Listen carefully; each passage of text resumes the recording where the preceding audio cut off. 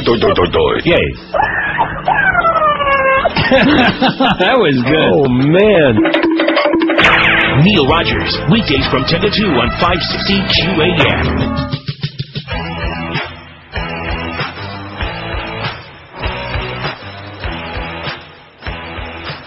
All right, my favorite time of the day. I get to leave. Yeah, there you go. How are you? That's my favorite time, about 1:58. Yeah. What's doing with you?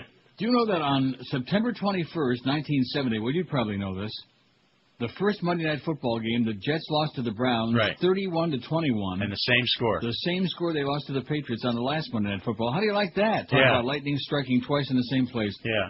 Till this moment, I didn't know that. And the Jets were on the losing side of both games. Yeah, that's what I just said. Yeah. That's what I just said. They lost 31-21 to the Browns and then to the Patriots. But at any rate. So how was your lunch with Alan Cohen yesterday? We spent the whole afternoon together. Doing what? Betting horses. Well, what is that? We had lunch at Calder. For what purpose? He owns a stable. Oh, I know that. And he owns a big horse farm up in Ocala. Yeah, so you guys were just we had lunch and played horses. Had a good day. Won some money. Not me. He's a good handicapper, by the way. Is he really? Yes. Well, that's and good. you know what? He's a pretty good guy. Huh. I liked him. Well, he's got you one over. Yeah. A horse player who owns a hockey team? What could be worse than that? Pretty good game last night, too. Like I said, the Panthers would beat the Bruins, but boy, they sure had a tough time. When I got home from Woodbine, I saw the highlights. That was a phenomenal game. There were actually some people there. They're sold out for Friday night. Really? Yeah. I mean, he gave me the straight information on attendance, and he said it's been gradually climbing. With the wins. And the other thing is... they're sold out for Friday because it's the Frogs, the Montreal tomorrow night. Yeah. So there'll be 4,000 Frogs there. Right. Oh, brother. But, they're going to make money this year. Well, they're going to make money this year because they got a pretty low payroll. They're not anywhere near the salary cap. Well, I guess... looking at that profit-sharing thing. He's looking to feed out of the trough. What they did was they saved themselves. Coming back after the strike, this collective bargaining agreement is going to work for both sides. Well, not so well for the players, but it's going to work for the owners in a big way.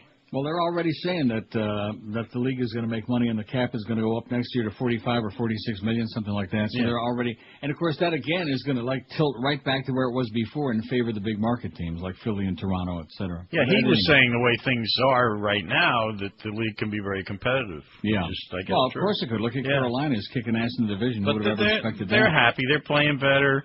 He said Horton has stepped up. Gary Roberts is playing well. Jokinen, of course, has been terrific. Neuendijk is healthy. Here we go with hockey talk. Bye-bye, everybody. Have a nice New Year. So, by the way, the coach will be on next Tuesday.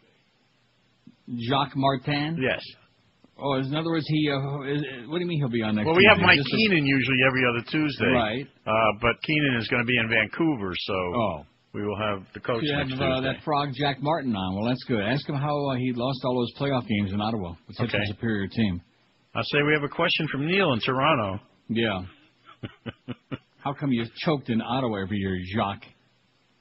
Now, they got a nice team. I said that at the beginning of the year. They didn't gel very well, but now they're even Martin Jelena had a nice goal last night. They're playing pretty good. Jacques did not panic when they were losing all those games. Well, I got news for you. You may say that, but there was a lot of rumors when they were in the... with the ass end of that tailspin, man. When they went on the road and Keenan went on the trip. That is correct. See, I'm keeping up with moving on to bigger and better things like QAM. Yes, so I was sitting there losing at Woodbine, and I was trying to conjure up in my mind what this meeting with Alan Cohen was all about. I didn't know you were going to the track. It really wasn't a meeting. It was social. He wanted to get together. You made it sound like there was something sinister involved, No, nothing sinister. Well, that's too bad, because I was thinking, well, maybe he's going to buy the radio station and then pay me off, You know what I thought would be a good idea? Honestly, for him to buy the station and pay me off. This morning I was thinking about, not pay you off. Yes. But that he buy the radio station and we clean house and get rid of the people we don't want around here anymore. Well, is that for good business sake or is that just for out of spite? What's the difference at our age? I don't care about the business. It's his money. He couldn't squander it any worse than the previous administration. There you go. Well, it's kind of hard, though, to sell a station when you don't have a license, isn't it?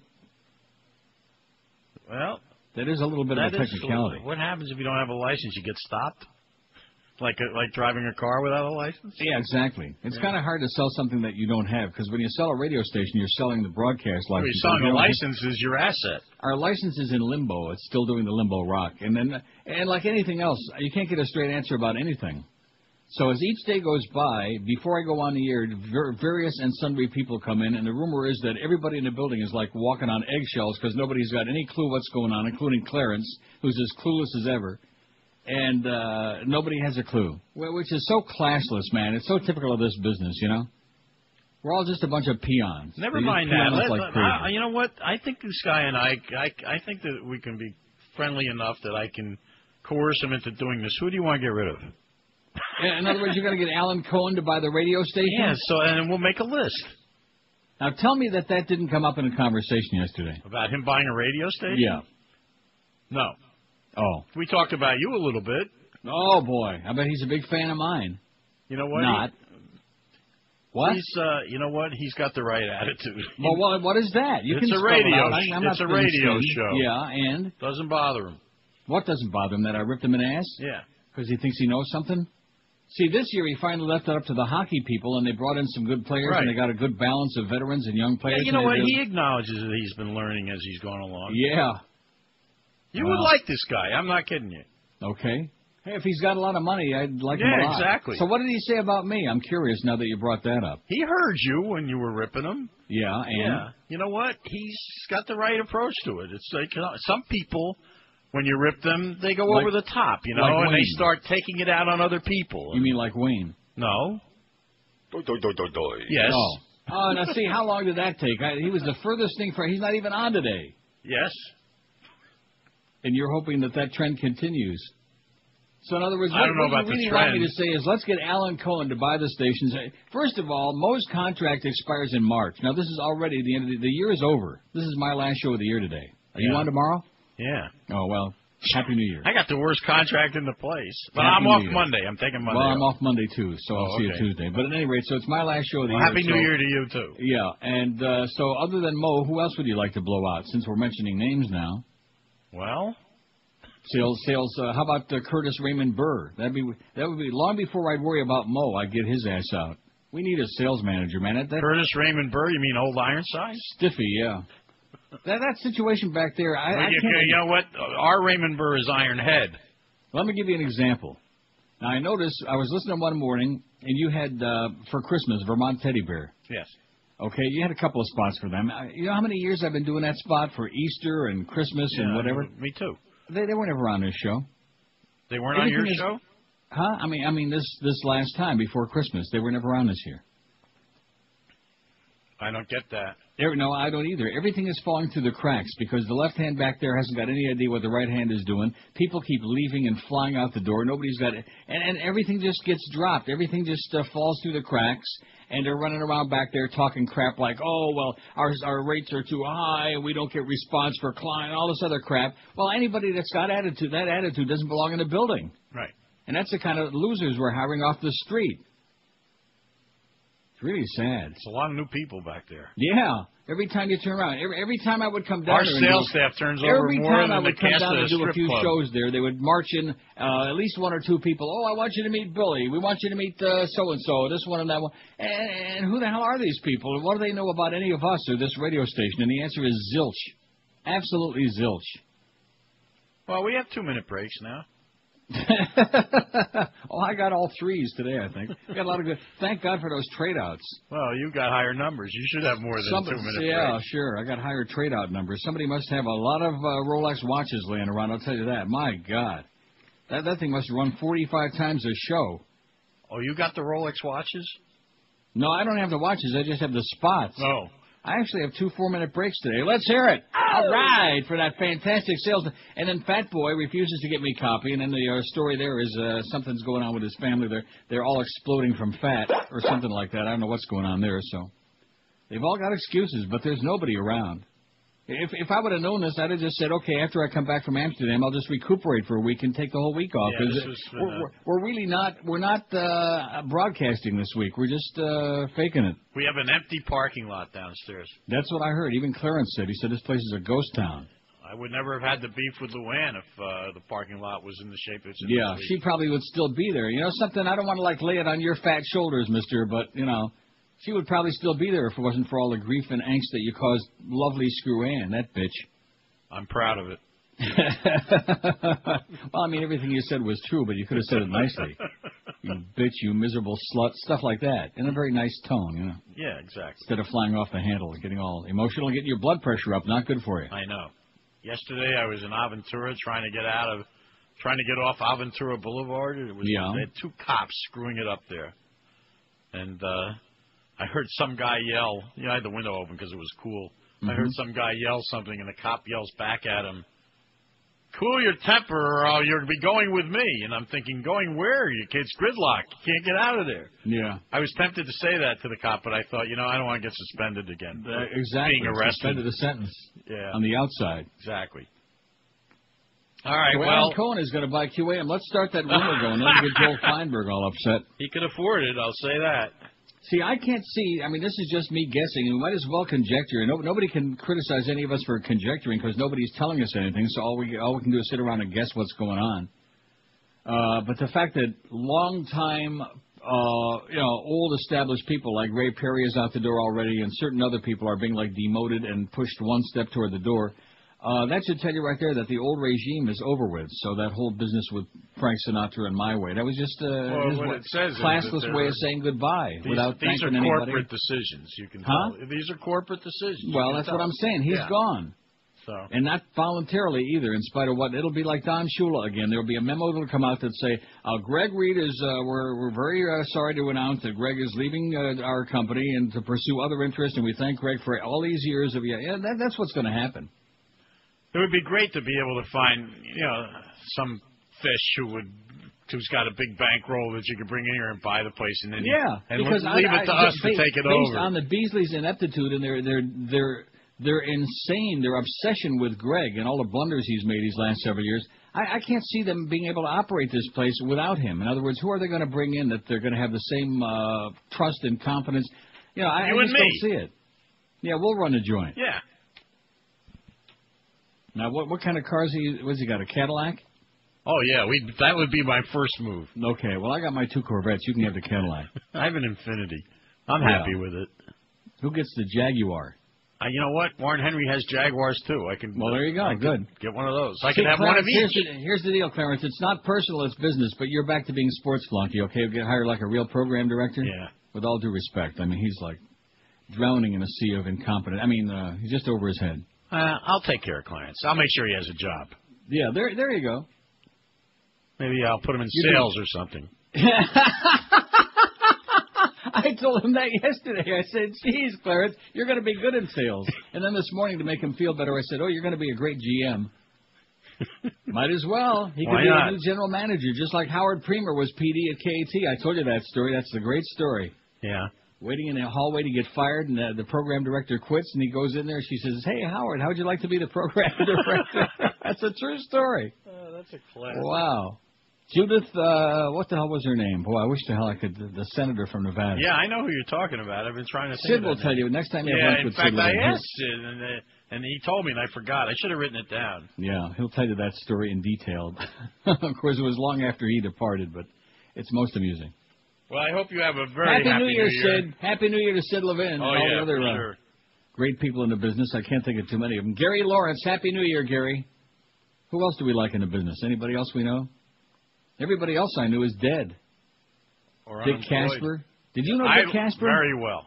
Boy, Dick was great. Now, there was that's a very unusual thing. A radio guy. What a concept. I mean, yeah, his background wasn't sales, but he was into programming, and he would sit and have lunch with you and brainstorm and make all kinds of moves. And he was a fascinating. Well, he had a television background too. Oh, did he? Yeah, he ran Channel 13, and it was a New York station based in Newark.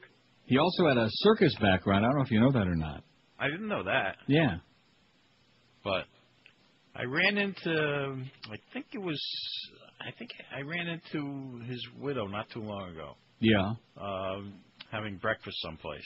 You know, his name was Richard Rose. Yeah. Was his real name. See, I was in advertising when I first met Dick Casper, and he was, I'll tell you something, I had a lot of people call on me.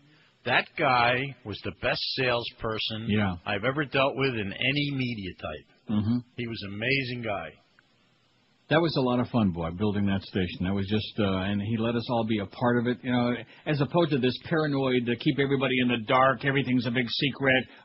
You know, that's what goes on at QAM, and it's very unpleasant that now we got a whole staff of, and mostly good people. You know, we joke about this one and that one, and but generally speaking, we got a lot of good people. Yeah, that's no joke. And they deserve better than to be like all left in limbo, like you know, well, somebody's got a big ego, and what does that mean? That act he put on, it's not right. It's just not right. Especially holidays and everything else. People got families, all these things. But nevertheless, you know, it's interesting though, Neil, when somebody is let go before Christmas, and everybody says, how can you let somebody go before Christmas? So what's the difference if you wait 2 weeks? Right. Exactly. It's the idea that they're letting him go. It's just like giving an extra shtuch, as the Chinese say, a little stab in the back, you know. And not only are we firing your ass, but we're doing it right before the holidays to destroy what ordinarily might be a pleasant time of the year, you know. Yeah. Like a little extra shtuch, as the Hungarians say. Okay. On that note, yes.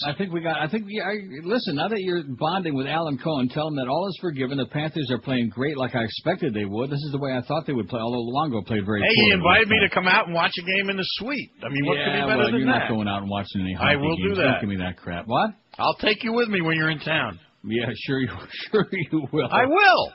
Okay. I don't need you to go see the hockey game. I understand that. It's for, you know, but I wouldn't mind spending an evening with you at a hockey game. It'd be fun. I'd rather have you go to the track at Pompano Park. We'll do that. You'll have a much better time We'll do that instead. Okay. I'm going to go see my friend Derek there very soon, as a matter of fact. Just dial me up. I'll be ready. Our pari-mutual friend, Derek. Okay. Derek knows where the bodies are buried, believe me. In fact, maybe I'll sit in the Fat Rich Memorial seat. Okay. You know, no, seriously, when you think about that, isn't that appropriate? They should have a seat for him there. Huh? No, but seriously. They do that in the press box. If you would have ever asked him, and I'm not joking because I knew him for over 20 years, we went to the track together. Oh, I know that. If he had to choose a place to die, although I'm sure he would have, you know, not wanted to do it that way, but it would have been right there at the track.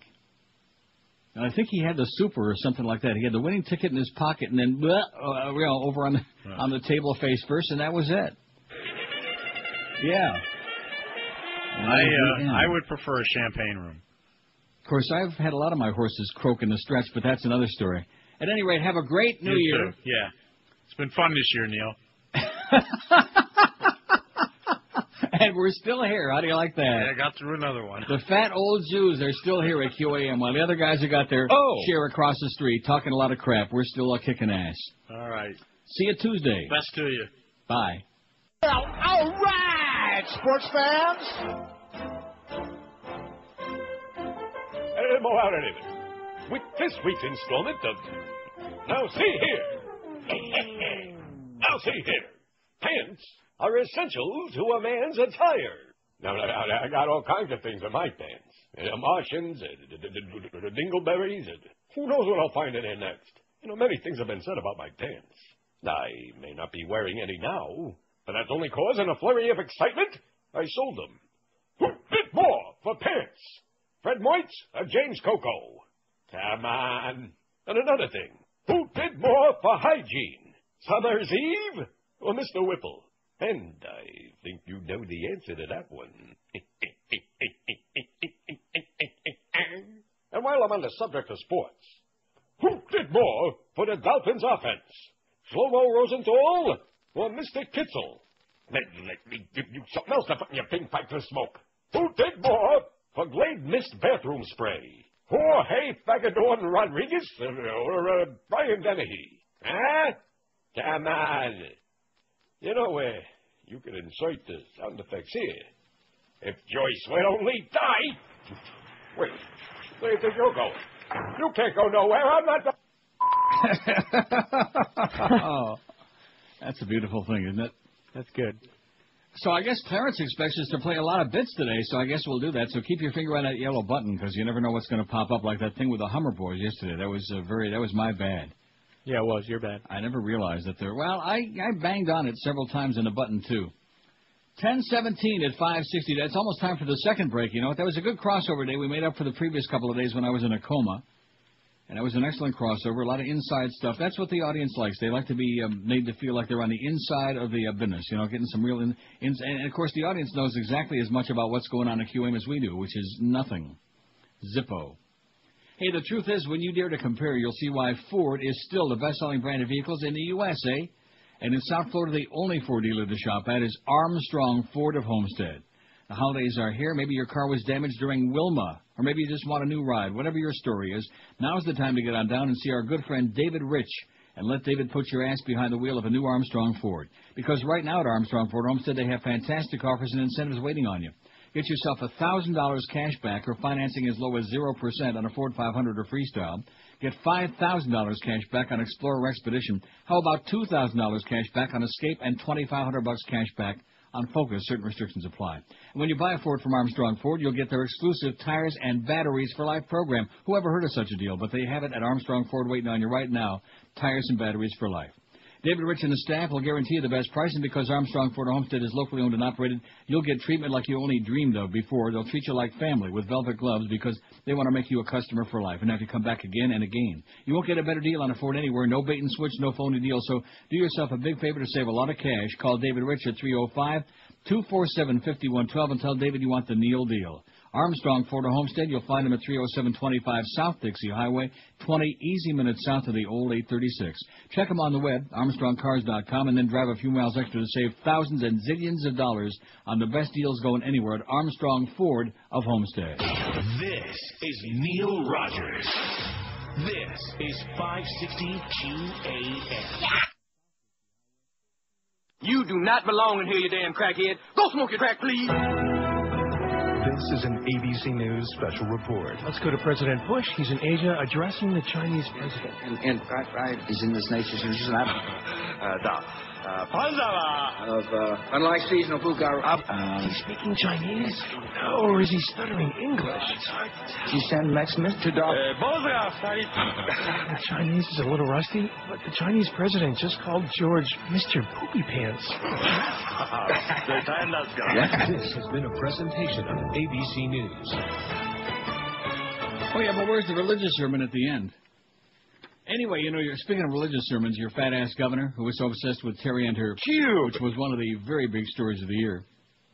Florida Governor fat-ass Jeb Bush has portrayed himself as a friend of science, going so far as to spearhead a deal to bring an arm of the prestigious Scripps Research Institute to South Florida. But don't count on him to defend one of the pillars of modern science, says the St. Pete Times today. Bush said last week he didn't think Darwin's theory of evolution needed to be part of the state's public school science standards, according to an account in the Herald. I think people have different points of view, and they can be discussed in school, fat-ass Bush said. They don't need to be in the curriculum. Points of view. Bush's comments came in response to reporters' questions about a court ruling in Pennsylvania on intelligent design, which holds that life on Earth is too complicated to have been created by chance, like those mosquitoes, for example, and those pesky little rattlesnakes. On Tuesday, Bush spokesman Russell Schweich clarified Bush's position somewhat. Evolution is a scientific theory, and he's not opposed to it being taught in classrooms, Schweich said, but he doesn't think it should be necessarily dictated in the standards. In other words, whatever fairy tales you want to believe, that's okay, too. Florida science standards didn't mention evolution by name, but do reference some of its core principles. They were slated to be reviewed next year, but state education officials decided a few weeks ago to postpone the process till 2007 or 2008 or 45 weeks from Sukkot or whenever. Bush, a Farbissen Catholic who personally believes God created life on Earth, also thinks science teachers should have some discretion to discuss any scientific theory, Schweich said. But he didn't know whether Bush would put intelligent design in that category, and Bush has refused to comment on the issue. Your fat-ass governor. But he's still very wildly popular because the people are masochists in Florida. That's probably why most of you are still there. Now, do you think we're going to get any calls today or what? Yeah, why not? We've been doing pretty well so far this week. Yeah, but I don't think... No, yeah, are you kidding me? And by the way, I faxed Eric the new poll already. You might want to give him a note in the box there. I'm sure he can hear us because it looks like we're streaming. We're streaming over here. So anytime he wants to get around to putting that new one up there, because I'm probably put it up a little sooner than the one I did yesterday. Okay. Because we got some stuff to add to it. Anyway, let's take care of yesterday's first, or is it today's? Well, yeah, today's poll. What event of 2005 was the most significant to you? We got 1,336 votes. That's not too bad, considering. Hurricane Wilma, 453. Gas going over $3 a gallon, which was a late addition, but it moved up nicely into a strong second place, 236. Republican scandals and indictments, 206. Hurricane Katrina, 179. I had no sex life, 138. I got laid a lot, 46, which is Josh and 45 of his friends. Terry Schiavo, the debate on her Cube. Only 23. I thought that would have done better, wouldn't you? Yeah, I did. Slots get okay in Broward, 19. Pope John Paul the Tooth dies and gets schlepped around on a schlab, 18.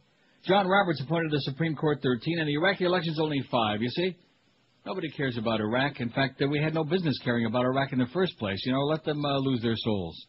Let them worry about their own problems over there. They had it so much better under Saddam, and now we got all these people dying and all this bloodshed and chaos and bombings and terrorism. You know, at least he had things in order pretty well. He had them under his thumb, you know. But nevertheless. Oh, look at that. The phones are actually ringing now. That's kind of shocking to me. I only have a few bedtime stories, so probably play a lot of stuff today. Last Neil Rogers show of 2005. Oh. Hadn't been too bad of a year, huh? All the way around. Been okay. Yeah, okay. WQAM, hello. Neil. Yes, sir. How you doing, man? I'm doing it. Happy Hanukkah. Back to you. Happy Chanukah. Exactly. Hey, I haven't had to call you for a while, but I wanted to tell you that even though all these things have been going against Bush, you know, like all these things against Bush, all the polls in the 30s, and you see these idiotic morning shows. They pick one poll where he's like in the 40s, and they harp on that. Like suddenly he's popular again. The minute his numbers fell to their lowest level, that's all the media could talk about was the big comeback. Oh, well, now the comeback, you know, like what comeback? And he keeps talking. Basically, he did the same thing. He was spouting the same thing that Nixon was spouting, that I'm the commander-in-chief. He's saying all those articles. Like, I read the articles that I get off your and off the wires. I mean, I'm the commander-in-chief. I can do whatever I want. And here's what really kind of focused it for me, is that a friend of mine who I hadn't seen in a while, who was a bush licker, right? I was giving him a ride. We were at a party together. I was giving him a ride home, and I kind of just stayed away from politics with this guy because he's such a moron about everything. And he brings it up. He goes, I bet you must be laughing about Bush. And I go, I don't know how you could say anything about him. This is what he says to me. He goes, well, I'll admit this. Bush is a moron, but I still think what he did in Iraq was right, though, because they were a threat to us. Yeah. And I almost stopped the car and made him get out, even though we were in the middle of nowhere. We're waiting for the day he attacks Canada because he doesn't like Paul Martin's attitude. That might be next. I just looked at this guy and looked at the rest of you people out there, and what is the matter with you people? I mean, what does this guy have to do to people to finally stand up? Don't you know they always say water seeks its own level or likes attract? Those people are dumb. They're dumber than sawdust, and he's dumb. So dumb and dangerous, baby. I'm scared, Charles, for the upcoming elections, man. You know they're gonna rig them. I mean, I'm scared, man. This is ridiculous. Well, they did a good job rigging the ones in Iraq, so why not the ones here in November? Well, listen, good luck to you, Pally. I'll see you at the Hey, I love you, man. I okay. love you. Bye-bye. Bye-bye. 10:27 at QM. We got no Mo today again. No Mo. Oh, jeez. We got Curtis 2 to 4 instead of Mo. And then we got Geldy at the Seminole Hard Rock Cafe between 4 and 6:30. The Roberto Luongo Show from Doris Italian Market in where? Which one? The one in the Plantation, maybe? Coral Springs, I believe. In Coral Springs, like I said. That's 6:30 to 7. Hey, Bobby, you let in some really greasy goals last night. Not too good. Our Hurricane Hotline at Bernie Kosar at 7. 9 o'clock, it's the FedEx Orange Bowl College Football Show. And 10 to 2, it's Jesse Agler. A big improvement over what we had on last night. This is Neil Rogers. This is 560 QAM. Yo, let's rate Mo. Radio Big Sean. Absolutely. That's how we pass the time away in the gay old jail hall. Oh! Tired of being embarrassed by asking what everyone is saying? Louder and louder until you can hear? I said louder and louder until you can hear. Louder and louder until you can hear. Hey, I'm asking you something. What are you, deaf? I'm trying to tell you on this radio spot about your hearing. Your hearing! Listen, will you? Get this thing and you'll be able to hear me tell you about this thing. Damn it! What the hell is wrong with you? Look at this. I'm wasting my time. Well, it won't do you any good to tell you this, but order your ear jam amplifier now. and receive a free box of Q-tips. Maybe they got waxy buildup. 10:32 at 560. Oh, look at that. We got some dead people over there in the Middle East again. What a surprise. Huh? Really? What a shock. Just in time for the holidays. Most companies interviewed about the government-backed 9/11 loans they received have told investigators they weren't hurt by the suicide attacks and didn't know they were getting terrorism assistance. Billions in loans went to businesses that weren't hurt by the attacks, as the government once again pees away your money like it's water coming out of a faucet.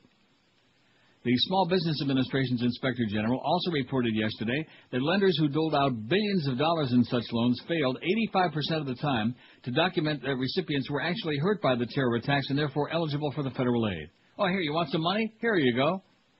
The IG, the agency's internal watchdog, concluded only 9 loan recipients in the 59 cases sampled appear to be qualified for the special disaster loans. The report said SBA officials told lenders they wouldn't be questioned how they gave out money. We believe these communications were intended to and did send a message, like sending a message to Joey Zaza. Send a message to lenders that the agency wouldn't question lender eligibility determinations, the Inspector General said. The investigative report substantiates key findings of an AP story in September that found similar problems with SBA's Supplementary Terrorist Activity Relief Program, STAR. The AP found that terrorism recovery loans went to businesses including a South Dakota radio station. Oh, yeah. A Virgin Islands perfume shop, a Utah dog boutique, and more than 100 Dunkin' Donuts and Subway sandwich shops in various locations. How do you like that? Well, you're probably happy about the Dunkin' Donuts. Yeah. Meanwhile, small businesses near Ground Zero in New York couldn't get assistance that they desperately sought. SBA Administrator Hector Barreto put the best face on the findings, saying the audit didn't find that the loan recipients were unqualified for the program, although he did note that lender documentation could have been better. His statement, however, was contradicted by Senator Olympia Snowe of Maine, chairwoman of the Senate committee that oversees the SBA. These initial findings are troubling, and the committee will continue with its own investigation of STAR program to get at the truth and inform Congress for the future, etc. The IG's report found that only 2 of 42 borrowers interviewed were where they had obtained a STAR loan. In cases where eligibility couldn't be established, 25 out of 34 borrowers interviewed said they weren't adversely affected by the terror attacks, and 36 out of 42 borrowers questioned said they weren't asked or couldn't recall if they were asked about the impact of the attacks on their business. The report said IG investigators were told by lenders that their participation originally was low because of unclear requirements. SBA officials then embarked on a vigorous marketing campaign, and lenders interpreted their remarks to mean that every small business could claim it was somehow impacted by the attacks and therefore eligible to receive a STAR loan. Your money being flushed down the toilet while the public is worried about, American Idol and crap like that, and Survivor Guyana, and all this garbage. Wow. It's really, and we're going to do something about it on some stupid-ass radio show? I don't think so. Is Eric in the chat room or not? Is he awake? Is he alive? Yeah, he's in the chat room.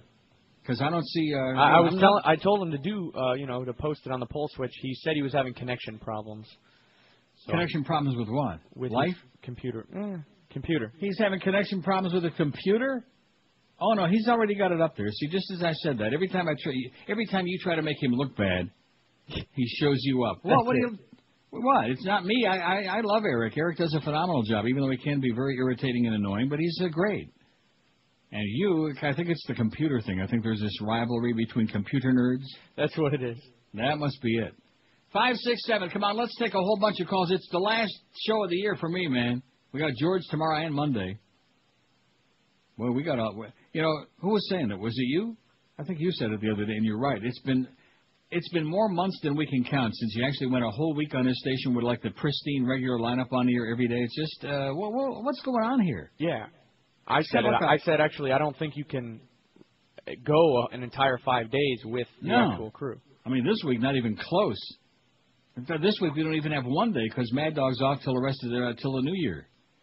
This is like your patchwork radio station, okay? Tune in and see who's going to be on today. But then again, when you got everybody leaving and all sorts of people being demoted and shoved to the door and don't let the door hit you in the ass on the way out, and just a general nightmare going on around you, then what would you expect? They ought to kiss the ground that anybody shows up. Just like you heard me asking Clarence about the Boca Brian bits, what? He's clueless. I guess nobody's going to listen to those now. Huh? We'll just play them. I am playing them. We already heard 2 of them. I am just playing them.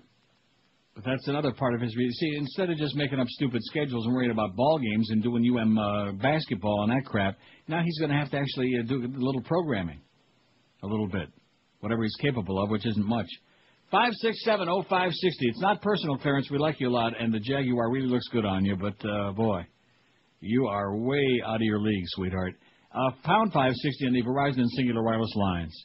WQAM, hello. Hello, Neil? Yes, sir. Hey, Happy New Year to you. Back to you. Thank you very much. I was just listening and thinking about the Iraqi democracy over there and how Bush thinks it's going to happen right away. Uh-huh. And when you really think about it, it took almost 400 years after the English... Hello? I'm here. I'm listening. You still... Oh, I'm sorry. I don't know why, but I'm still here. What okay. a Mesopotamia, man. Oh, yeah. I'm sorry. I just heard the radio going. No, I was thinking it took 400 years for the United States to have a democracy. We have a democracy? I thought that was that went out in 2000 with the first fixed election. Well, that's true, too. But prior to that, it took 400 years after everybody had equal rights here in this country. Mm-hmm. And Bush expects it to happen overnight over in Iraq. Unbelievable. No, he doesn't. He doesn't expect anything to happen. It's just they're just looking for to save face. They're looking for a way out. We caught them with their hand in the cookie jar. We know that they put us all those troops in there based on lies, and now they're trying to find a convenient way to get the hell out. And where's Osama? And the Kurds, by the way, we had a story on our website. The Kurds are moving south, and they want to hook up to their own all the oil fields, and the civil war is already going on there. It's just a matter of moments. All right, I believe it. Well, good luck to them. Thank you. That was my comment. Good luck to us. Good luck to our troops. I'm going to tell you about the new poll for tomorrow on the weekend. Well, I mean, George will probably put one up for the weekend. Okay. Wouldn't you think? I would think. Like George will put up a poll that goes, which of these ... and then that's it, Well, he likes doing that stuff. It's easier than doing a real poll. Don't be knocking George now behind his back. I'll squeal. Okay, you want the final result on this? I do. No, you don't. What event of 2005 was the most significant to you? Hurricane Wilma, 460. Gas going over $3 a gallon, 243. Republican scandals and indictments, and there are so many, 210. Hurricane Katrina, 181. I had no sex life, 141. I got laid a lot, only 46. That's why there's so many unhappy people in Florida. Terry and her... Cube! 25. Slots get okayed in Broward, 19. That's not too big of a deal to these people, I guess. Pope John Paul the Tooth dies with a nice little slippers on, 18. John Roberts appointed to the Supreme Court in between doing CBS Evening News, 13. And Iraq elections, solamente cinque, 5 out of 1,363. Now, he magically, thanks, Eric. Now you can just go back to bed or make some money. Do something useful, Eric. See, he's probably happy that we got that out of the way. Now he doesn't need to, we got no... Because you're going to have to add one on there right away. Okay. What's your number one wish for 2006? The one we need to add is QAM gets sold and Neil gets paid off. So I can vote. Okay? That's my number one wish for 2006. That the Beasleys finally decide, well, we don't know anything about radio, and especially, we're clueless. So they're going to sell it to a bunch of Farbissina Christians, man, and the last person they'd want on here would be me, so... They'll just pay me off a few million for the last 3 years, and bye-bye. See ya. Wouldn't that be nice? And, of course, you and George, you could, make a lot of money out there in the street corner. This is Neil Rogers. And Miguel. This is 560 QAM. I do believe that sucks ass.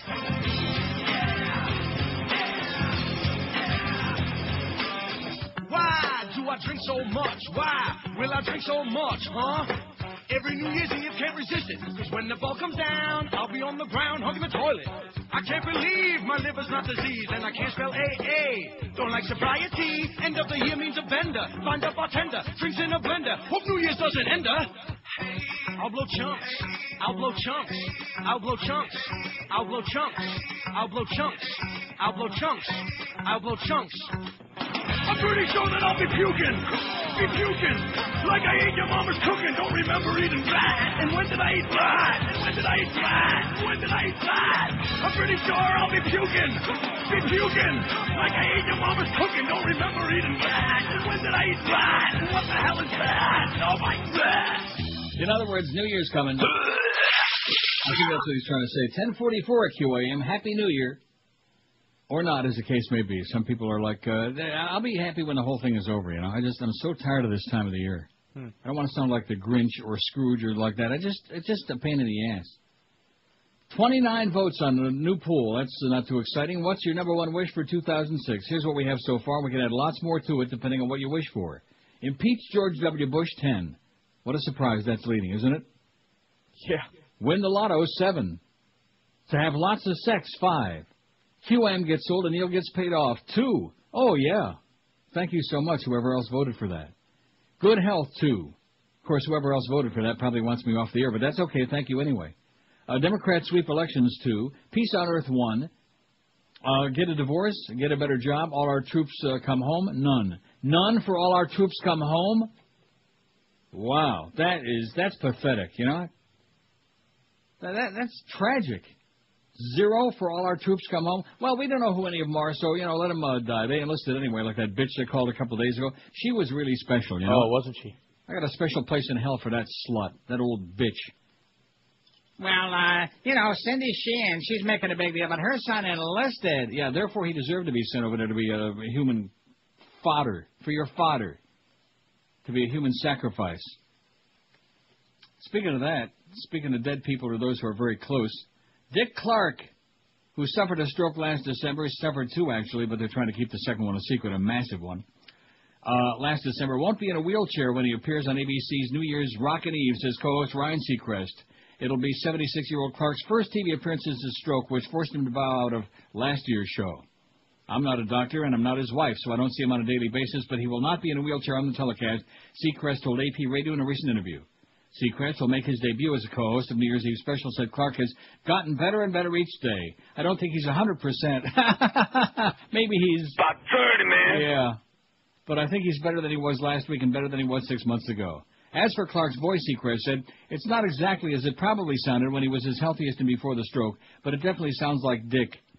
And I think that he's been working on his speech and making sure that it's as good as it can be on that night. I know that he's one of the most driven and focused individuals on the planet, the 31-year-old Seacrest said of Clark, and so when he puts his mind to something, he's going to be doing it.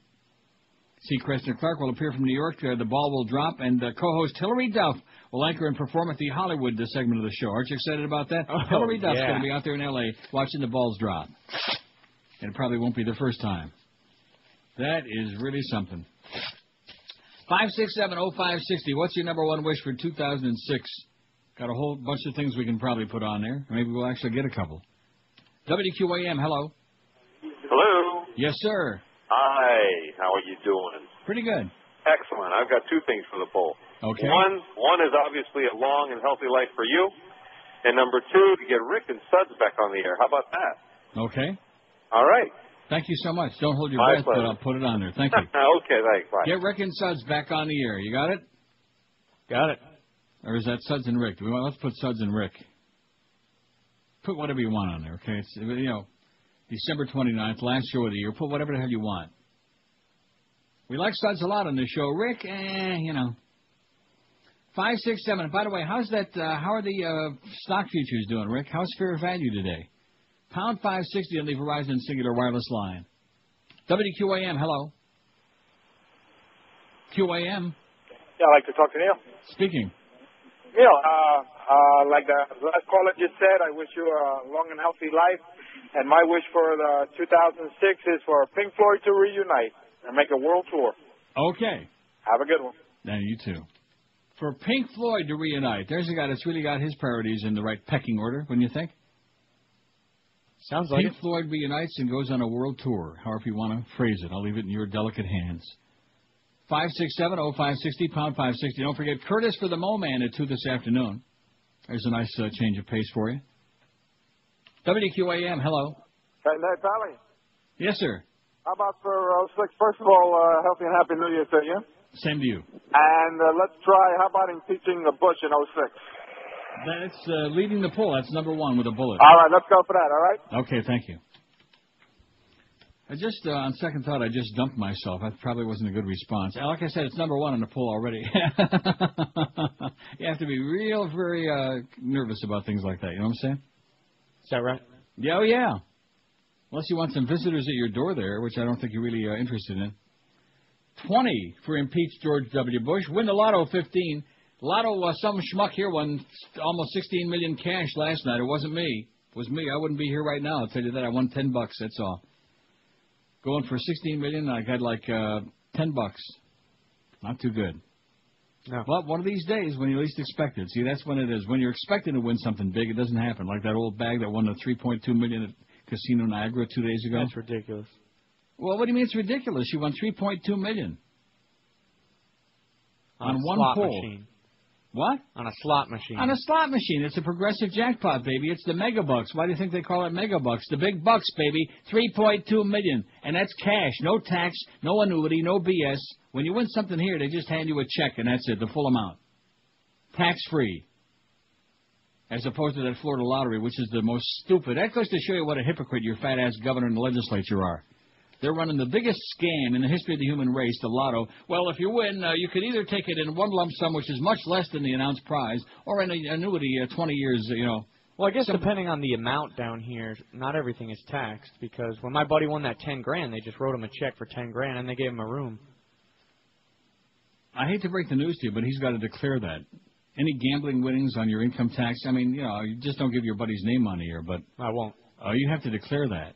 Well, I'm and sure technically he's supposed to pay tax on that. But here, when you win something like that, whatever it is, they just write you a check and there's no tax on it. And that's the way it should be. Why the hell life is so short and you very rarely ever win anything of any significance. And you win something big and you got to, pay taxes on it so they can flush it down the toilet and pay all kinds of 9/11 relief to businesses that weren't affected by it, like in South Dakota radio stations and Subway and what was the other piece there, and Dunkin' Donuts. Come on, man.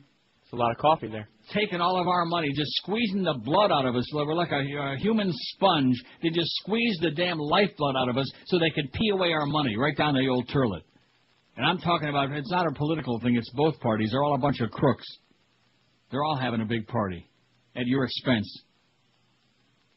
Although there's people in New Orleans now, if you just wait, just hang on. Help is a-coming. And you know what else is coming? Remember that song? Boats is a-coming. What's that word that goes before boats? See, boats is a-coming. That's it.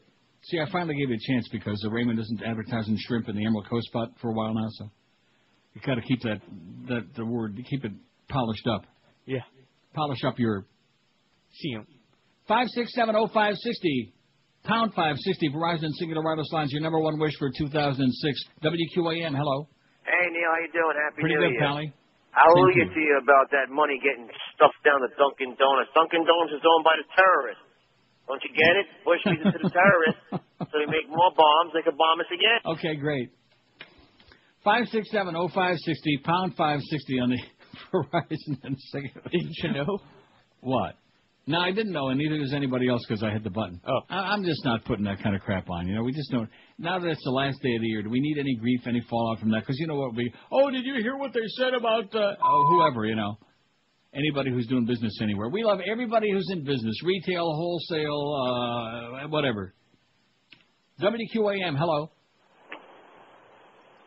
QAM. Yes. Is this Neil? This is me. Is this you? Happy New Year. Same to you. I can't believe no one has voted for bring the troops home, but vote for winning the lottery. Yeah. I vote for bring the troops home. Okay. And I guess there's a lot of selfish people out there. No kidding, man. You just discovered that? I guess so. And guess what? President Lincoln's got a bad headache, too. Listen, Happy New Year, Pally. All the best. How about getting a raise for 2006? Getting a raise is good. Put that on there. Getting a nice raise would be excellent. It's my vote. Okay, getting a raise. There's Josh's vote. I got another one. Getting a, how do we phrase it? Getting a great general manager at QAM. Okay. What are you laughing about? No, would we like that? We would like that. Getting somebody who would set aside their big fat ego and their pomposity and sports nerdiness and just, You just want getting a good general manager? Getting a good GM at QAM. Kind of has a little ring to it. Good GM at QAM, eh?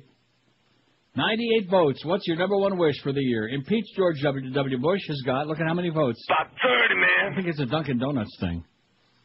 Win the Lotto 19. All our troops come home. I embarrass people that are voting for that, even though they don't really give a crap about our troops, which is very, very sad. 14. To have lots of sex, 12. Good health, 9. Democrats sweep the election, 7. Get a better job, 3. QAM gets sold and Neil gets paid off, 2. Recto. Oh! Get a Divorce 1, Peace on Earth 1, Pink Floyd reunion doesn't have any, and put Suds and Rick back on the air has got none. Out of the first, I bet you we got 100 votes. Let me take a puke at it. Now that we 105. See, we didn't do this poll before. You want to know why? Why? Because it was never going to be 2006 before. Oh, is that why? Well, I mean, it's probably a pretty good reason. 5670560, pound 560, the Verizon Singular wireless lines. Any big games coming up? We got the Montreal Canadiens, the Frogs in town. Boy, this is quite a homestand we got. How about that Chick-fil-A Peach Bowl? You know, I don't want to pick on Coach Cokehead, but that is so embarrassing to me. Why does he have to say that? Talk about being the ultimate shill. I mean, couldn't you just say the Peach Bowl? We know that all these bowl games now have these sponsors and that everybody's all about got the plug, yeah. Throw in the plug. But geez, you know, you're just doing like a little promo here. Do we have the Chick-fil-A Peach Bowl? Get out! It sounds so tacky, doesn't it? So cheesy. Chick-fil-A my ass. Anyway, we got the Montreal Canadiens tomorrow night at the. Oh, and look at that! Now that. Oh, that's right. You're right. Tomorrow's the night for the Chick-fil-A Peach Bowl. Yeah, it's tomorrow. The Hurricanes and the LSU Tigers in the Chick-fil-A Peach Bowl. Wow. And so that's on QAM, and the Panther game is on 1360 on KT. Oh, that is scandalous. That is outrageous. The way the Panthers are playing right now, playing really hot. We're trying to generate some interest, and Alan Cohen is thinking about buying a radio station and sucking up heavy duty at the track with Hank. That is really bad. Hey, we love you, Alan. You're making all the right moves. The Panthers are great. We love everything they're doing. They had 25,000 people at the game last night. We're easy. This is Neil Rogers. This is 560 QAM. This is the Neil Rogers Show. This is your brain. Any questions? Hey, would you like to become a sports color commentator on primetime television? Then why not enroll in the Dennis Miller School of Broadcasting? Okay, please, let's start at square one. It's not a ball, it's a pigskin, okay? It's not a playing field, it's a gridiron, and never ever call them a crowd when you can refer to them as a teeming multitude of kinetic enthusiasts, okay? At the Dennis Miller School of Broadcasting, learn how to fill time between plays with spontaneous, down-to-earth banter to which the working man can easily relate. Okay, class, repeat after me. Here we go. I haven't seen blocking like that since the cavalry sequence in Birth of a Nation. I haven't seen blocking like that since... At the Dennis Miller School of Broadcasting, Dennis Miller himself will teach you how to construct entire sentences using nothing but made-up words. Oh, man, Al. What an ostentatious malaprism of unaffiliated narnancy. So if you are a fan of such legendary sportscasters as John Madden, Terry Bradshaw, and Don Meredith, then you should attend the Dennis Miller School of Broadcasting and become nothing like them. Hi, folks. I'm Dennis Miller, reminding you that classes that start this week will have you on the air making references to the House of Plantagenet in just 6 weeks. The Dennis Miller School of Broadcasting. Enroll today before Dennis is unceremoniously fired at the end of the season. Oh, yeah. Well, guess what? Did he actually last the whole season? I don't remember. Yeah, I think one. That's how memorable it was. That was a real great experiment. That's another reason that ABC Monday Night Football is gone. They, between them and ESPN, with Rush and with Dennis Miller, some really brilliant moves there. Nice go on ABC. And by the way, we'll say a prayer for you at the end of the newscast every night. Maybe we'll just engage in some of that good Christian wrestling. Sounds good. Yeah, let me know. I wish you would have seen that segment. You would have just shaken your head and wondered, I mean, what is this? I thought you really made that up, honestly. No. What does a wrestling league have to do with the religion? Although, of course, a lot of lifeless people... I have no line. It is a religion. You know, the WWE and the WWF and the WWWWW and all these other W's. Of course, there's only one W that this audience is obsessed with, and that is we want him out right now. Bye-bye, W. I say impeach his ass now before the new year would be good. That's leading so far. Impeach George W. Bush, 36. You know, Bubba had a little Hummer situation going on there, and like that, oh, gee, he lied about his sex life, and right. His nose was growing like Pinocchio. And in the meantime, here's a guy that's like sacrificing over 2,000 American lives and thousands of Iraqis. The estimate's like maybe up to 50 or 60,000 dead civilians over there, men and women and little kids. Not to mention all the people who's like missing body parts, minor things like that. Based on a pack of lies, based on a whole neocon plot and plan. That was a good article by Maureen Dowd yesterday that I read about Dick Cheney. I mean, she put her thumb right on it as usual. Cheney and Rumsfeld. It goes back to Ford and Bush 1, and this is part of the whole, and Wolfowitz and Bill Kristol and all these other Nazis, man. These people, what you've had is a bloodless coup in America. A bunch of right-wing lunatics have taken over control of the government with 2 fixed elections in a row, and it's like the media is oblivious to it, and the public is like worried about, is Dick Clark really going to be on New Year's Eve? In a wheelchair. Who the hell is Ryan Seacrest? Just amazing the kind of crap that they keep people obsessed with, you know? Yeah. You're not eating now, are you? That would be bad. Yeah. How could you be eating food today in this week? I'm actually going nuts today. You know, I really haven't ordered anything this whole week. And? So I went to town today. With? I got my Howies on. Yeah. But I just ordered all of this food. From Brad? No, that's Tony's. Yeah. Just the good people at Howie's hooked it up. Oh, just from Howie's. Thanks to Howie's for putting up with us, okay, and feeding everybody. And quit feeding Hank, okay? We'd like to have him alive for the new year. God. WQAM, hello. Hey, Uncle Neil. How you doing? Pretty good. Happy New Year. Then back to you. My wish for the new year is that the Neil Rogers Show gets syndicated nationwide. Oh, yeah. Or is that well, you must have started drinking early for New Year's, I'll tell you. Oh, God. No, nothing like that. Just, it sounds like a good idea. And Yeah. Oh, I think it's a great idea, but then again, when you got an agent like I got, who's a silly, You fairy. Yeah, maybe it's time to seek higher ground. No, I'm just phasing out, I'm just counting down the days. Well, I'd love you to count your days down, to everybody on the planet here because everybody needs to hear the truth. Yeah, well, they can't handle the truth. Have a great New Year, sweetheart. Oh, can I make a shameless request you sure while can. I'm at it? You can do whatever you like. Motel 666? Now, has that got anything like, that's okay. Totally clean. That's as clean as it gets. Okay, have a happy. You too. Bye-bye. Bye. Hi, I'm Tom Beelzebub from Motel 666, here to tell you about our Halloween special. If you're a Satan worshiper on a budget, why not stay at Motel 666 over Halloween night and take advantage of our special rates package? It includes a cold and uncomfortable room, plenty of floor space for ritual dancing, plus a TV set that gets the Regis and Kathy Lee show. There's even a hellhole behind the bed. And to top it off, the manager will come by with complimentary drinks. Just specify type A, type O, B, or AB. So bring the entire family to Motel 666 on Halloween, and we'll leave a burning goat out for you. All right. Neil gets syndicated. Get that on there, too, okay? Not going to get any votes, but put that on there anyway. Make her happy. She was very nice. And she actually, how many other people in the audience would know that bit by name when you come right down to it? It's a little on the obscure side. So she's a real student of the show. Maybe she stayed there before. Could be. Maybe she was hanging out with Tom Bodett. 567-0560, pound 560 on the Verizon and Singular wireless line. Oh, there's your line 9. It's Josh's line. Hello, QAM. Yeah, there he is. WQAM, hello. Yeah, good afternoon, Uncle Neil. Good afternoon. Good evening. Yeah.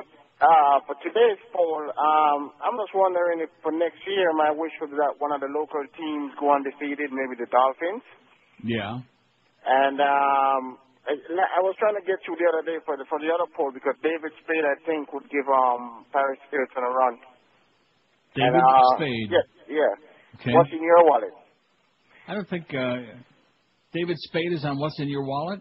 He's on that spot? Yeah. Yeah.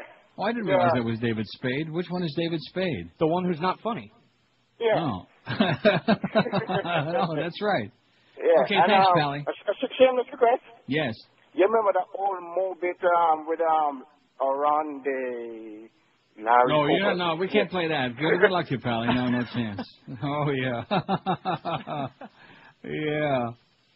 No chance. Joyce would have she'd have a nervous breakdown. She'd have a stroke right on the spot. In fact, maybe that's why we ought to play it. So that's David Spade? Yeah. I never made the connection. I love those spots. And it's kind of like his old Chris Farley movies. Those spots are really funny, but it's not because of him. Yeah.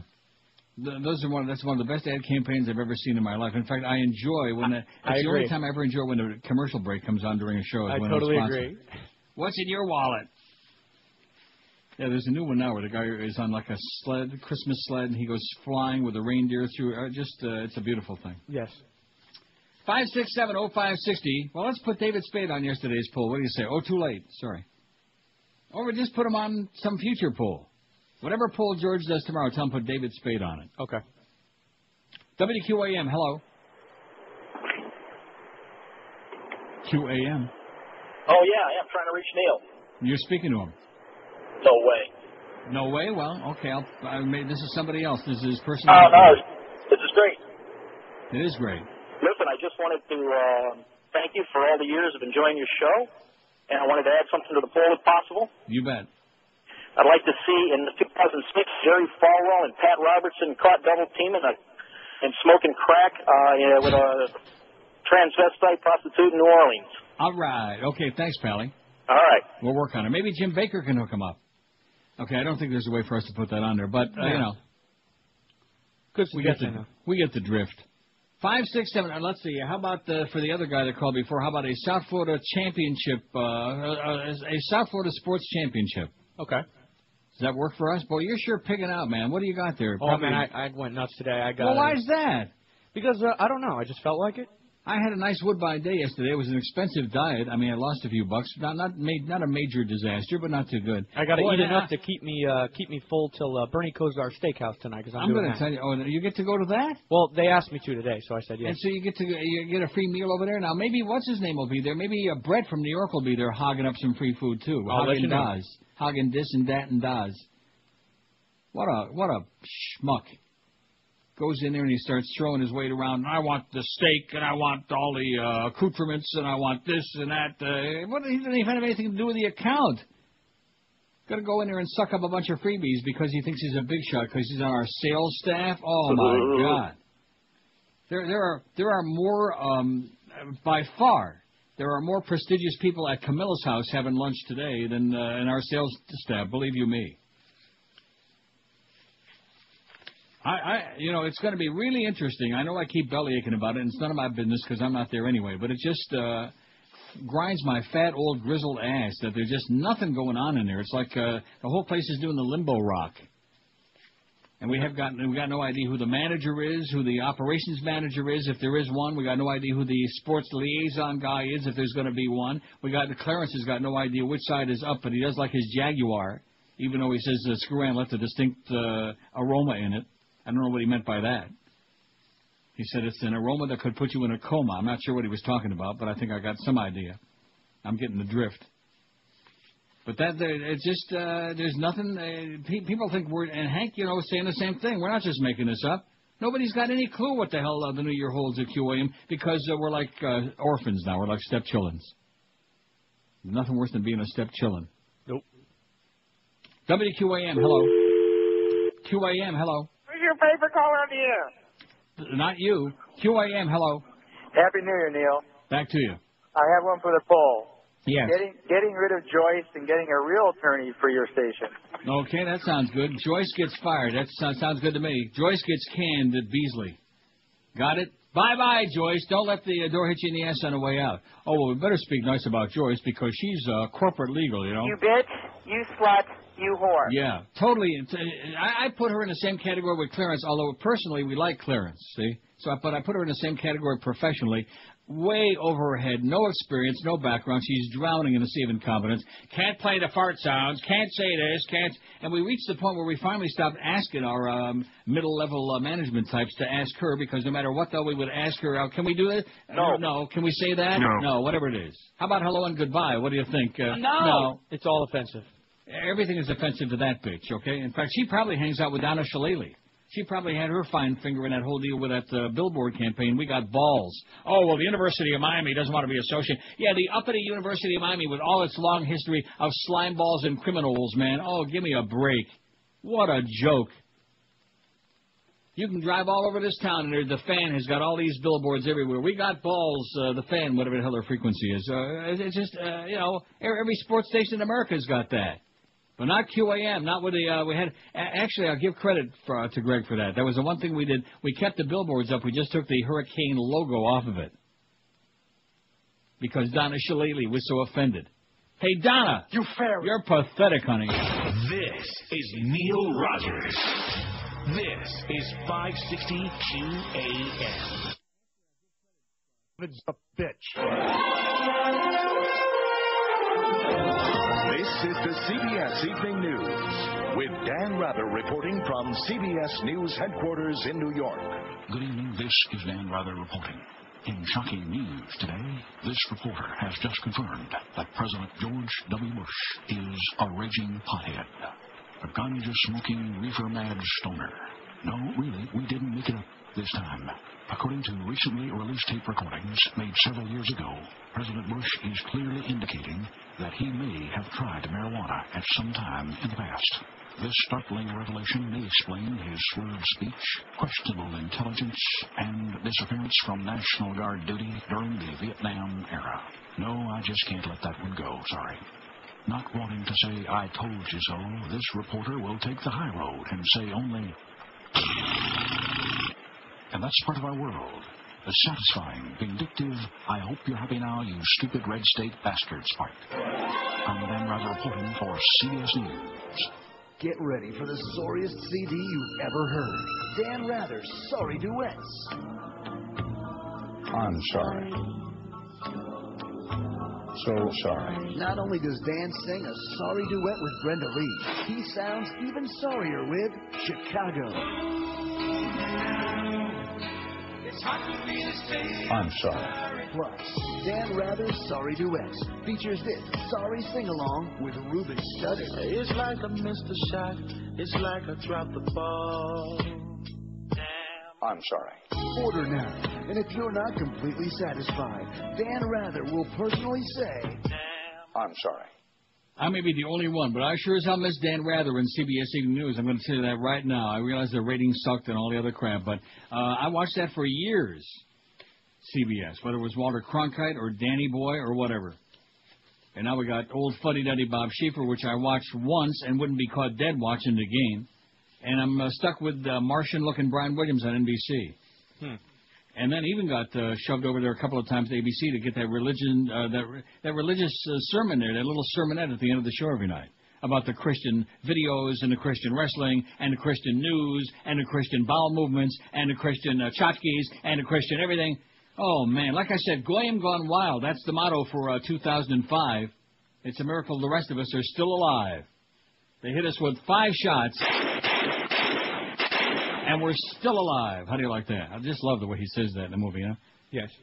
We hit him with 5 shots, and he's still alive. He was good, Soletso. Good with a knife, but only in matters of business. 217 votes on the poll. Well, it's one of those things. Now, at least Josh has seen The Godfather. I bet you parts 1 and 2. I have, yeah. Not 3, though. No, not 3. I would see it. So it's got some bad acting. I would see it, though. Your life isn't complete until you see the third part. I'll tell you right now, I'm going to see Magnolia. Yeah. Maybe sometime this weekend. Really? If I can get it from George. Oh, this weekend you're going to watch it? Well, I didn't expect that kind of quick response. I'll try to watch it over sometime during the week before you get back on Tuesday. Yeah. Just to force me to watch City of God, which I don't want to. Right, well. Well, there's always one. One is the loneliest number that you'll ever do. See, you know what this reminds me of? It's like flavors of ice cream. Nobody needs to tell me that Heavenly Hash or Rocky Road or Fish Food, that these are phenomenal, sensational flavors of ice cream, So if you like vanilla better, that's fine, but don't try to tell me that I don't know what I'm talking about. I know my crap, okay? Okay. It's the same thing with movies. Magnolia is one of the... I would say, if it isn't in everybody's top 25 list, then you haven't seen it. Of all time. And then maybe top 10. It's just a fabulous movie. Granted, it doesn't make a lot of sense, but then again, it's a movie, Okay. Not supposed to make a lot of sense. Including when the frogs start falling out of the sky. Oh, I shouldn't have said that, but you already know that. No, actually, I'm pretty sure I know absolutely nothing about this movie. Oh. Well, like I said, there's no frogs. The frogs will all be at the hockey game tomorrow night. That's what I was talking about. 5670560, pound 560 on the Verizon Singular Wireless line. Now, yes, I played like little segments here. We had 2 or 3 Danny Rather bits there in a row. Maybe we'll do segments. Okay. Maybe an hour and a half of Mo bits would be good. Yeah, just play them all. See how long. Oh, that's bad. No, come on. Don't start. Mo out anything. Okay, good. Yeah, okay, well, maybe we will play them all. All the ones that we can still play. We can't play that Aronde and, who was it? That was it. Chris and Aronde, whoever the hell the other one was. Can't do that one no more, believe you me. But we certainly got enough to make a nice segment. 567-0560, pound 560, and you're wondering, how come he keeps giving the number out so much today? Well, it's the last show of the year, and it kills a lot of good time. You're just anxious to talk to all those good callers. No, I'm not. WQAM, hello. Hey, Neil. Yes, sir. I got one for you. What's the difference between the Neil Rogers show and a toilet? WQAM, hello. Yes, good morning, Neil, and thank you for taking my call. Well, good morning, and thanks for making your call. Yeah, I'd like to add this to your poll, if I may. Yes. I'd like to see South Florida turn into a first-class gambling mecca for 2006. Yeah, uh-huh. And I think one good way is going to be in about the next 5 days, the opening of Gulfstream Park. Is going to turn it into a gambling mecca. Well, that's correct, sir. They're going to have the Vegas-style slot machines. Uh-huh. And then soon to follow, of course, the Indians will then want to have the next tier, which would be roulette and blackjack. Right. And, of course, a year after that, then the state will realize they're losing so much revenue. Why? Oh, yeah. And they're going to legalize casino gambling all over the state. I'll tell you, whatever you're smoking, pass the pipe, okay? Woo! Heavy duty. Yeah, we'll be Vegas in no time. And enjoy yourself, by the way, at Gulfstream with all those old farts over there. 567-0560, pound 560 in the Verizon. I only wish the best for the folks at Gulfstream, but if they just keep bringing back Gary Puckett and the Union Gap, not a good idea. And Johnny Maestro and the Brooklyn Bridge. I mean, some of the stale acts that they bring back. I think I got like a little bacon bit stuck in my throat. Man, I had a lot of bacon myself. Did you really? Oh, be careful now. Eat too much of that Howie's bacon. It's really great, but they always send over like 15,000 slabs of it. I love it.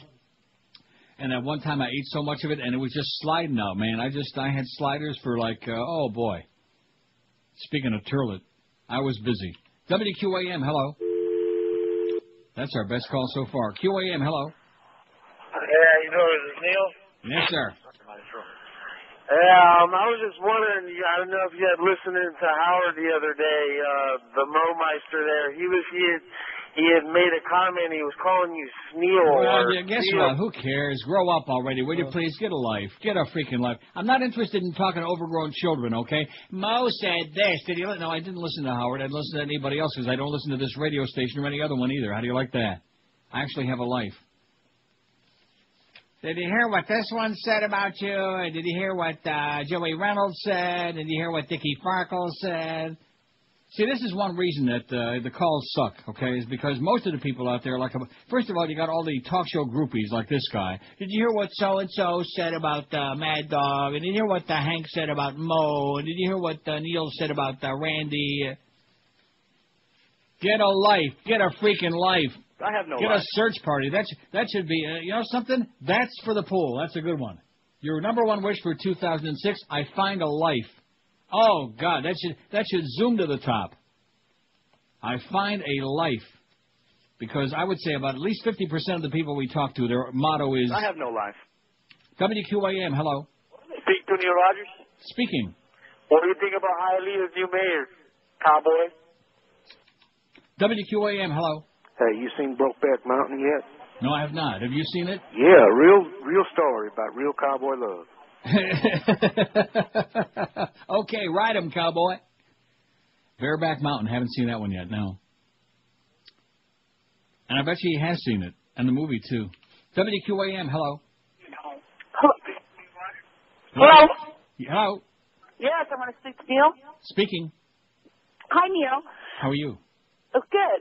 I'm calling, wishing that for 2006, President Bush takes this avian bird pandemic seriously. Because I don't know if you read the article the other day that they had a drill at the White House, and everybody took part in it, and he had said he had to go ride his bird bike. Uh-huh.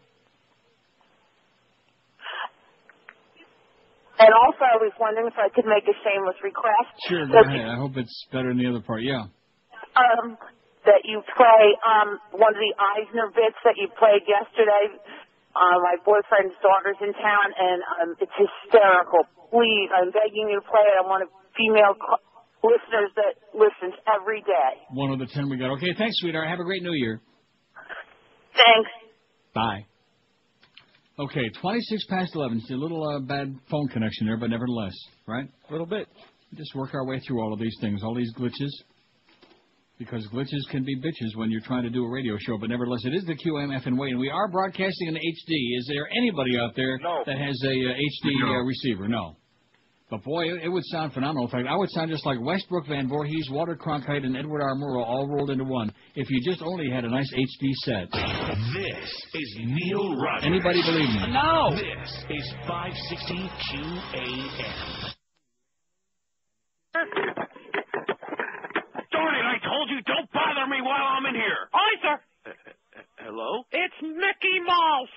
Oh, Mr. Mouse, good morning. How are you? What the hell are you doing to me? Nothing, sir. You're freaking killing me. No, I'm not. I got David Kelly calling me every 3 minutes. Why did we move the practice?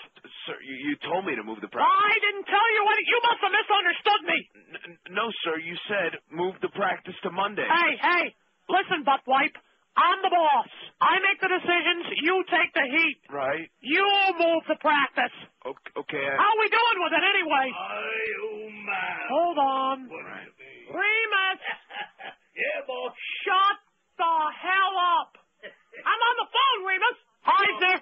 Yes, sir. What was your question? I'm telling you, I'm going crazy over here. Between David Kelly and now Michael Jackson calling me every 3 minutes, I'm going to go out of my freaking mind. Hold on. Remus! Get in, boss! Stop it, Remus!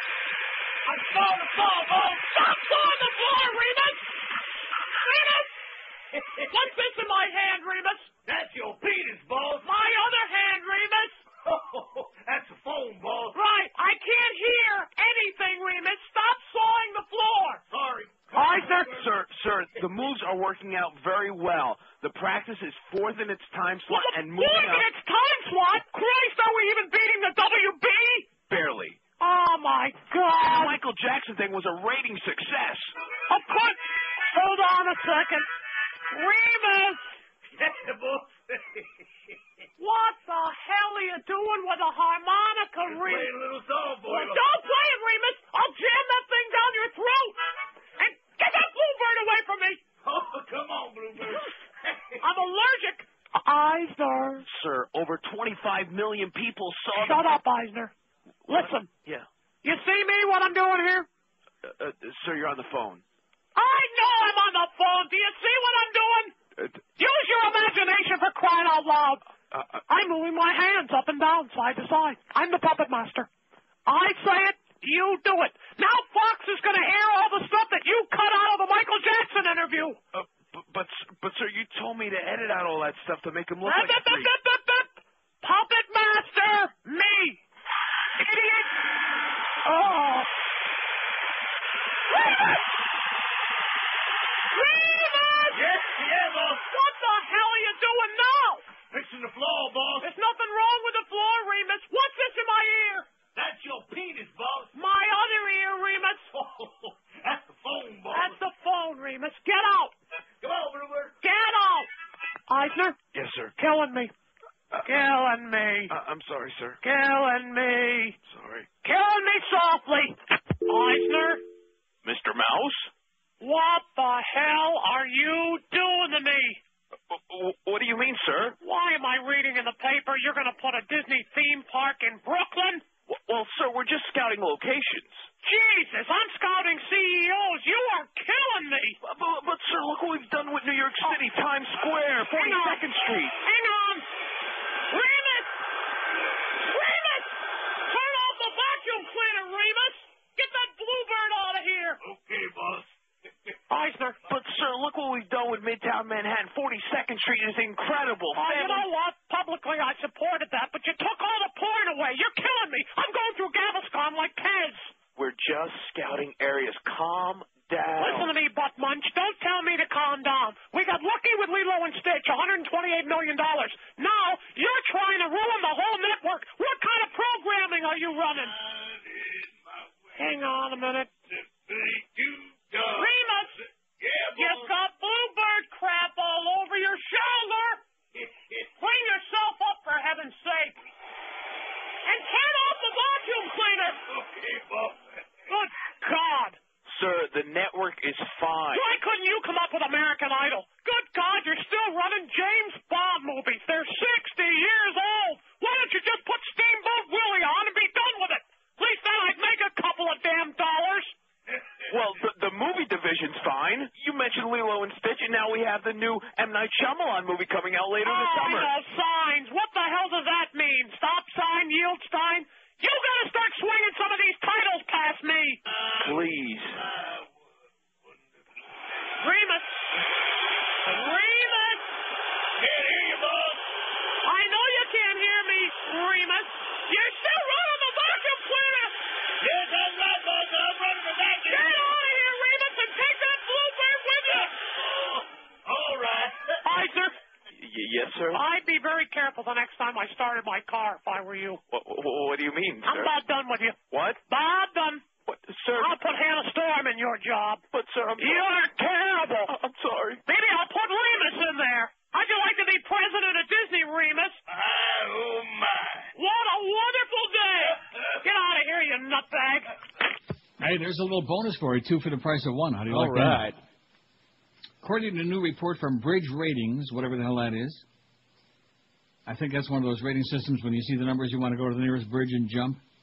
Nearly 60% of Sirius satellite radio sign-ups in the last shopping days before Christmas can be credited to a listener desire to hear former syndicated morning host Howard Stern's upcoming show on Sirius, which debuts January 9th. Bridge Ratings interviewed satellite radio consumers at retail outlets during the fourth quarter in order to determine what impact marketing campaigns, and Stern in particular, were having on subscriber counts during the important shopping period. The company says that in October, 22% of Sirius's sign-ups could be credited to a desire to hear Stern, but the number has grown steadily. By the week of December 19, a full 58% of Sirius sign-ups were due to Stern's imminent move to subscription radio. How do you like that? The power of Howard. See that? The power of... Not that Howard. Wow. That exciting? No. Although you're not signed up.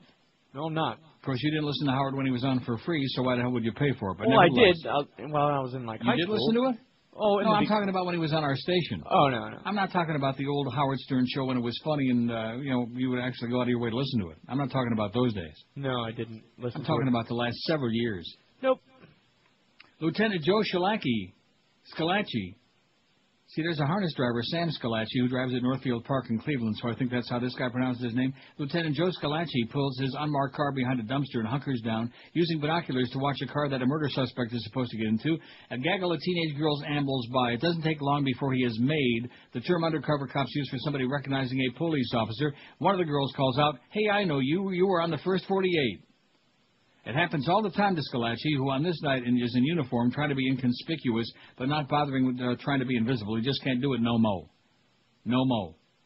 Over the past 3 years, Scalacci's become the breakout star of an A&E TV reality show, The First 48, about homicide detectives. Attract detectives for the first 48 hours after a murder, watching them try to find the killer. Scalacci attracted a following with viewers gushing over each episode on A&E's online bulletin boards. His run on the first 48 ended this past fall when he was promoted to lieutenant and transferred back to his old unit, Jump Out, as the undercover squad is informally known in Miami. But Scalacci took the cameras with him. He's filming a pilot about running the undercover unit. Maybe he's like Kendall Coffey. He never met a camera he didn't like. Kendall Coffey was on CNN again this morning talking crap, in case anybody missed it. Undercover work in TV star, and it wouldn't seem a perfect fit, but Scalacci is confident he can make it work as a supervisor. Scalacci won't be called on to do undercover often. When he does, he's sure he can pull it off, though he'll probably need elaborate disguises. He spent 5 years undercover before moving to homicide. In drug holes, he's often recognized as Ponytail because of the one he grew to dirty up his clean-cut appearance. Ponytail. You sure haven't heard that in a long time. You know, that was quite a story that, who was it, Miguel told me this morning? About Ponytail? That was something. Bye-bye, Jeff. Nice knowing you. What is love? Big Louis and his ponytail. The cutest ponytail that's waved with a wiggle when he walks. What is love? Woody Graver and his ponytail. The cutest ponytail that's waved with a wiggle when he walks. What a lovely hair arrangement, really knocks me off my feet. Can't deny that when it's tied back, it makes him look so sweet. What is love? It's Jeff Cohen and his ponytail.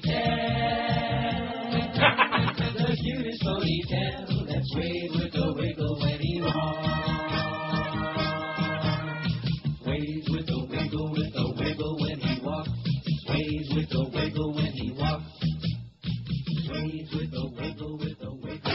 This is Neil Rogers.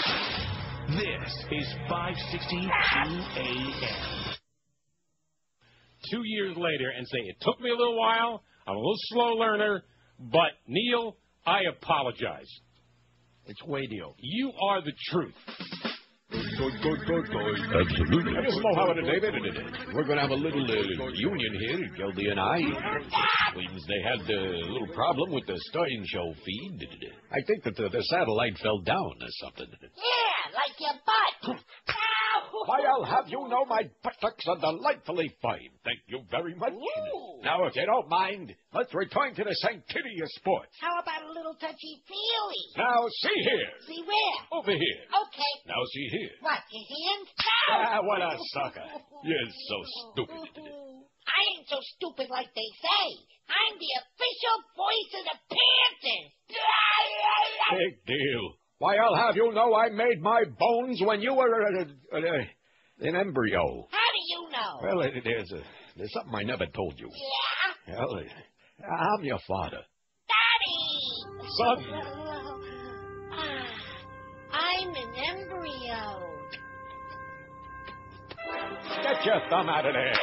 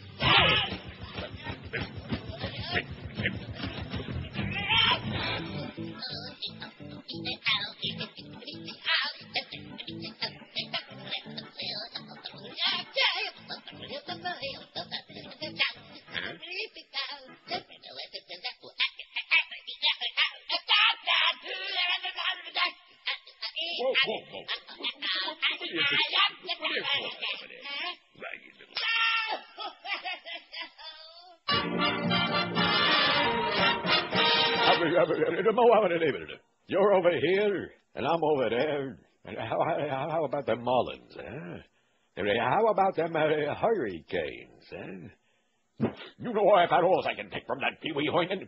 If that pipe smoker sticks one little pinky toe in the studio again, why, I'll punch him in the nose, see? I'll knock out his teeth, I say. I'm gonna mobilize him. Why, I'll twist him into a pretzel. Why, I'll tear him limb from limb. I'll slice his belly open like a grouper. I'll make that poofala cry. The next time he attempts to assassinate my good character, I'm going to call my attorney. I'm calling the National Guard, no matter where they are. Then I'm calling my rabbi, and I'll call Mabel, like label. And then I'm going to pull a freight train using only my dentures, like All-American Boy and Lance Armstrong in me. Why, if I ever get my hand... What is that? There's a monkey in my checkered pants. Why, you... Get out of my checkered...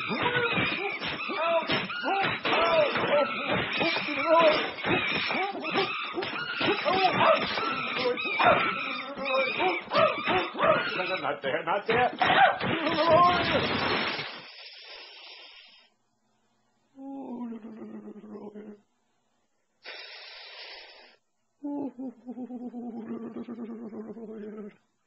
All right, I'm gay. Oh, what is it? Finally got a call here. The number one rated Mo Howard and David in his show. At least according to my aspirations. Stay away from me. I don't even know how you have children. Miramar, hello. Yes, I want your take on Jay Fiedler. Oh, well, Jay Fiedler is a great quarterback and a good Jew. I like Jay Fiedler. Well, not to mention he's got extraordinarily smooth buttocks. Oh, yeah! Yeah, but you gotta be careful what you say here. Oh, Tito, thank you, Mo. No, wait a minute, don't go. But I have nothing else to say. How about this? How's the weather down there in the Miramar? I'm right down the street from you. Oh, yeah. I have to go. Oh, I know. Wait, by the way, something. No, I have to go. Look, I tell you what. I'll hold you over the break. How's that, huh? I'll give you one of my old tank T-shirts. How's that? No, wait! That was the only caller we had. The veins on your nose is glowing again.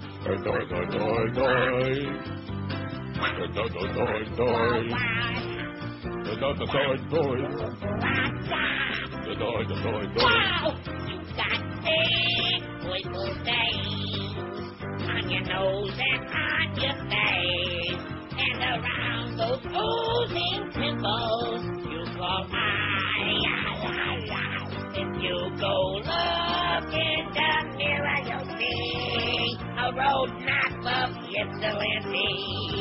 You got your hippies on, way to die. My nose glows when something stings. Almost every day I think. And my veins, they start to tickle. My adenoid, yeah, I look like I'm falling apart. That's because I'm a crunchy old fart. With a nose that's filled with wiggle veins. It is something like that you want to see. A Science Channel discovery.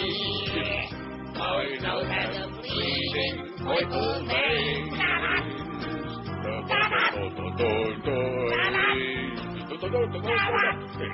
Try to unsing it.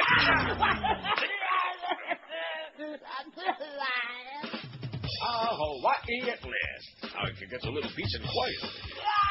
Hiya, Mo. What are you doing here in Honolulu? When I heard you were here, I flew right over and dressed up like Connie Stevens, just for you. Well, you're forcing me to do this. Hey, how about a nice Hawaiian punch? Sure. Doi, doi, doi. Doi, doi. Doi, doi, doi. Doi, doi, doi, doi.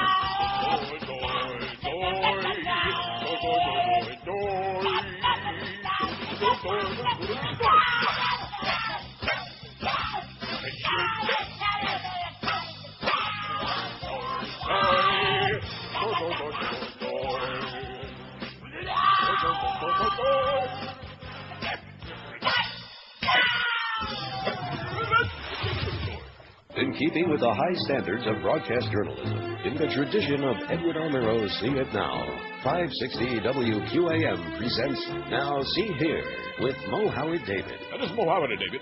Now see here. Got a new gig here. And if I so choose to stay, I will change the face of whatever that is to. Now see here. Who did more for radio? Neil Rogers or Hoy Oscar Anderson? Huh? Hello again. Here's my best to you. Are your skies all gray? I say Hoy Oscar Anderson. That's who. For one thing, he was the mayor of morning radio. And that pipe smoker, he ain't no mayor. Why, Hoy Oscar Anderson sang nice songs. Hello again. Oh, he had a beautiful Are your skies all gray? Neil Rogers don't sing those songs about nothing other than me. Why, sure. That's Neil singing the discouraging songs about the going. And then a fagador, he writes them and then Neil sings them. Now you know he's queer, because real men don't sing. Hello again. And another thing, Hoy Oscar Anderson was a lot fatter than Neil, too. That there's what made him dead faster, you see. On the next installment of Now See Here, who made a better cup of coffee? Mrs. Olson or Jackie E. Robinson? Come on. Now see me here next time for Mo Indignance on Now See Here. Not there, over here.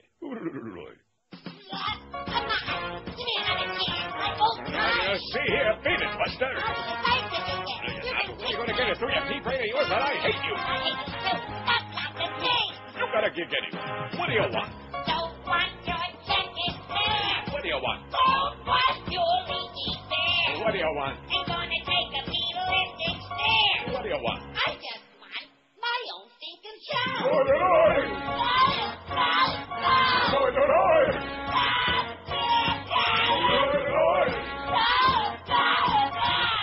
Ratings in the trend, way below plus. You will not get my time slot. Besides, you make plenty of money. Yeah, and I want something I don't have to buy. Yeah, like what? A free tattoo war on top. Yeah, so that's all you want. Free food at a restaurant. Yeah, what else do you want? My big ego, gently massage. So that's what you want. Yeah, I want my own stinking show.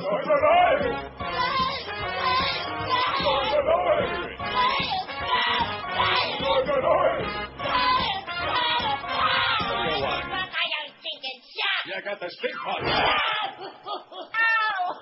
Okay, 11:57, boy. That sure killed some good time, and that was extremely enjoyable for me. That was great. And you're still eating, Howie. How do you like that? Josh Cordes is going to explode like Jeff High, like Fat Boy. He's going to bursting out all over. Not good.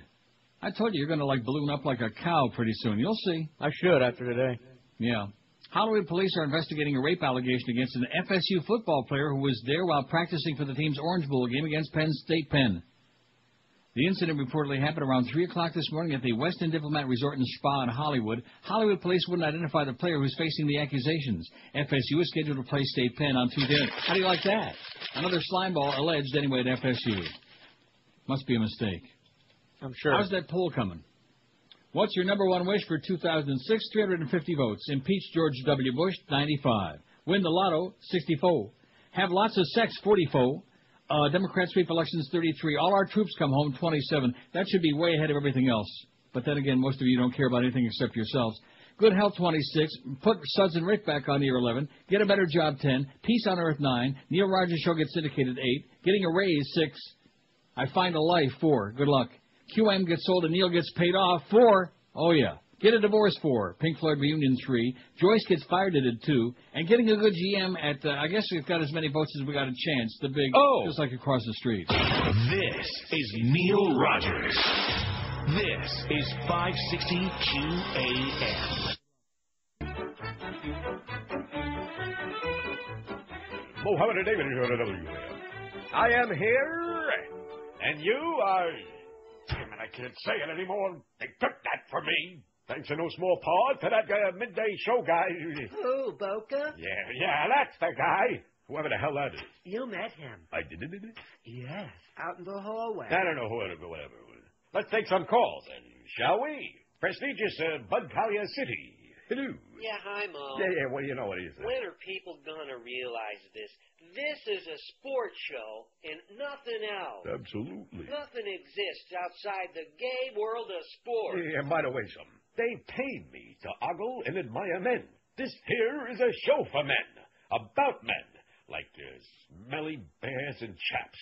You stole the pizza? Huh? You stole the pizza? I did not take no pizza. You stole the pizza? Don't be ridiculous. You stole the pizza? I don't know what you're talking about. Stole the pizza? I didn't steal no pizza. Stole the pizza? No, I did not steal no pizza. Stole the pizza? Now, see here.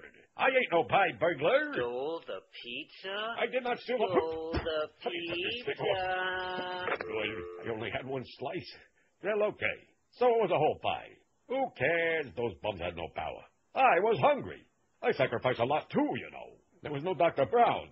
Just don't taste the same without the Dr. Brown's. Screw this. As that Murrow once said, good night and kiss my ass. In yet another feeble attempt for a morning number, the 560 WQAM Programming Brain Trust proudly presents the Mo Howard Show. And the two other people that are in the studio. Hello. Hello. And welcome to the Mo Howard Show. Hey, look, we're on the air. Oh, where? Over here, you moron. Ow, that hurt, Mo. Pull your pants down and help me with the show. Okay, say, how about that Ricky Williams? You. Ow. Now, see here, you moron. We ain't talking about no fish on my show, see? Only sports I like. Now, come here, you muttonhead.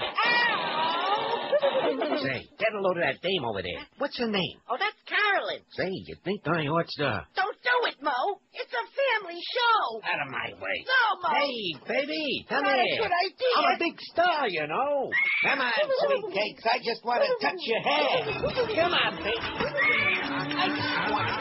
Don't miss the Mo Howard Show each and every morning on 560 WQAM. Not that anybody cares anymore. We blew most of the audience off already, so why not?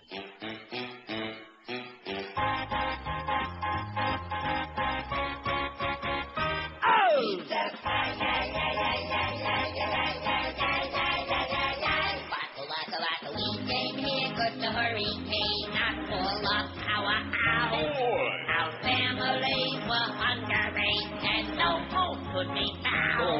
We had a restaurant that was kind enough to bring some pizza down. Then you walked in the studio to put the whole pie in your mouth. Give me that pizza. That's my pizza.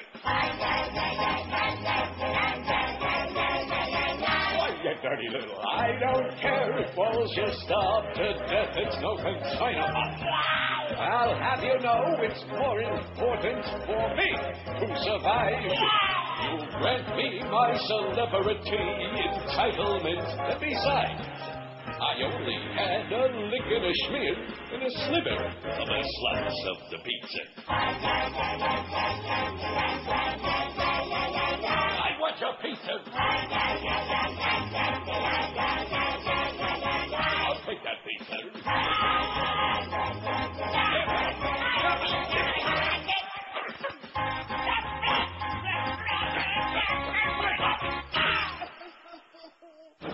With your latest update, I'm Todd Keller. There's many important things going on that you won't want to wake up to, so here's sports instead. Sports god Shaquille O'Neal, many a sport hole's wish of gay man Dingo Manna, had a painful hangnail today. Wait a minute. Where is the love? Where is the love? Huh? Come on, you don't promote the prestigious cacophony of the Mohammed and David show? That's what I mean by where's the love. Another chestnut of my baggy pants vaudeville style of humor. I can't. You know, like, where is the love?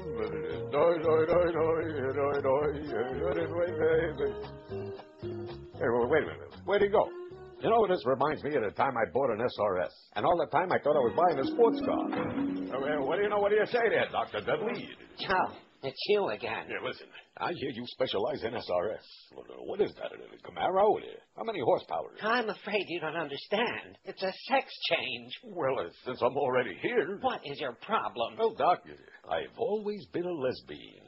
And you with the white coat and the clipboard and all this talk about Harriet Myers. Sal, you want an SRS? Yeah, with Puerto Rican mirror dice and an 8-track. Okay, here, let me check your ears. Sure, yeah.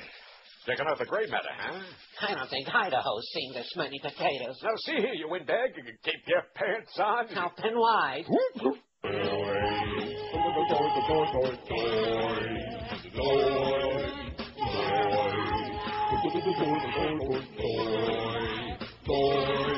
I can't get over what that Huey said today. He's got a lot of noise to talk about me that way. I don't give a crap what that Berry has to say. If he wants to smoke pink cigars, then let him. Why, I'll have you know, I know what I'm talking about. Every morning at the condo, I take the elevator down, and on my way to the car, when I pull my folding basket out, I grab a free condo paper. The boys are back in town. The boys are back in town. The boys are back in town. The boys are back in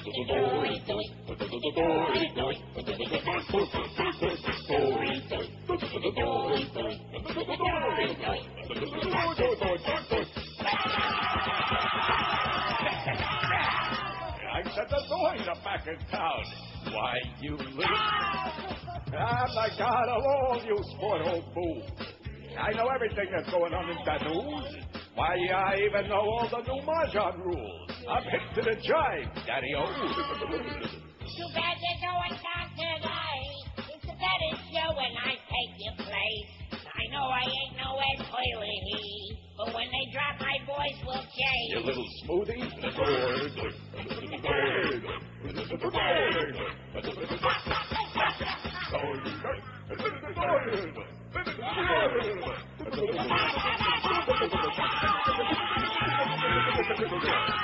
I tell you, there's no limit to it. We could have like 40 hours of it, you know? Yeah, I'd like to hear them all today. I'll bet you would, several times. Oh, it doesn't sound like you're eating anymore. I must have finished it all up. I did, finally. So it's a good thing I'm playing bits now, because otherwise you might have another one of those emergency runs, so to speak. Right. A whole bunch of faxes here, I understand. That you must have just gone in there and seen the pile, huh? Yeah, I must have. So here they are.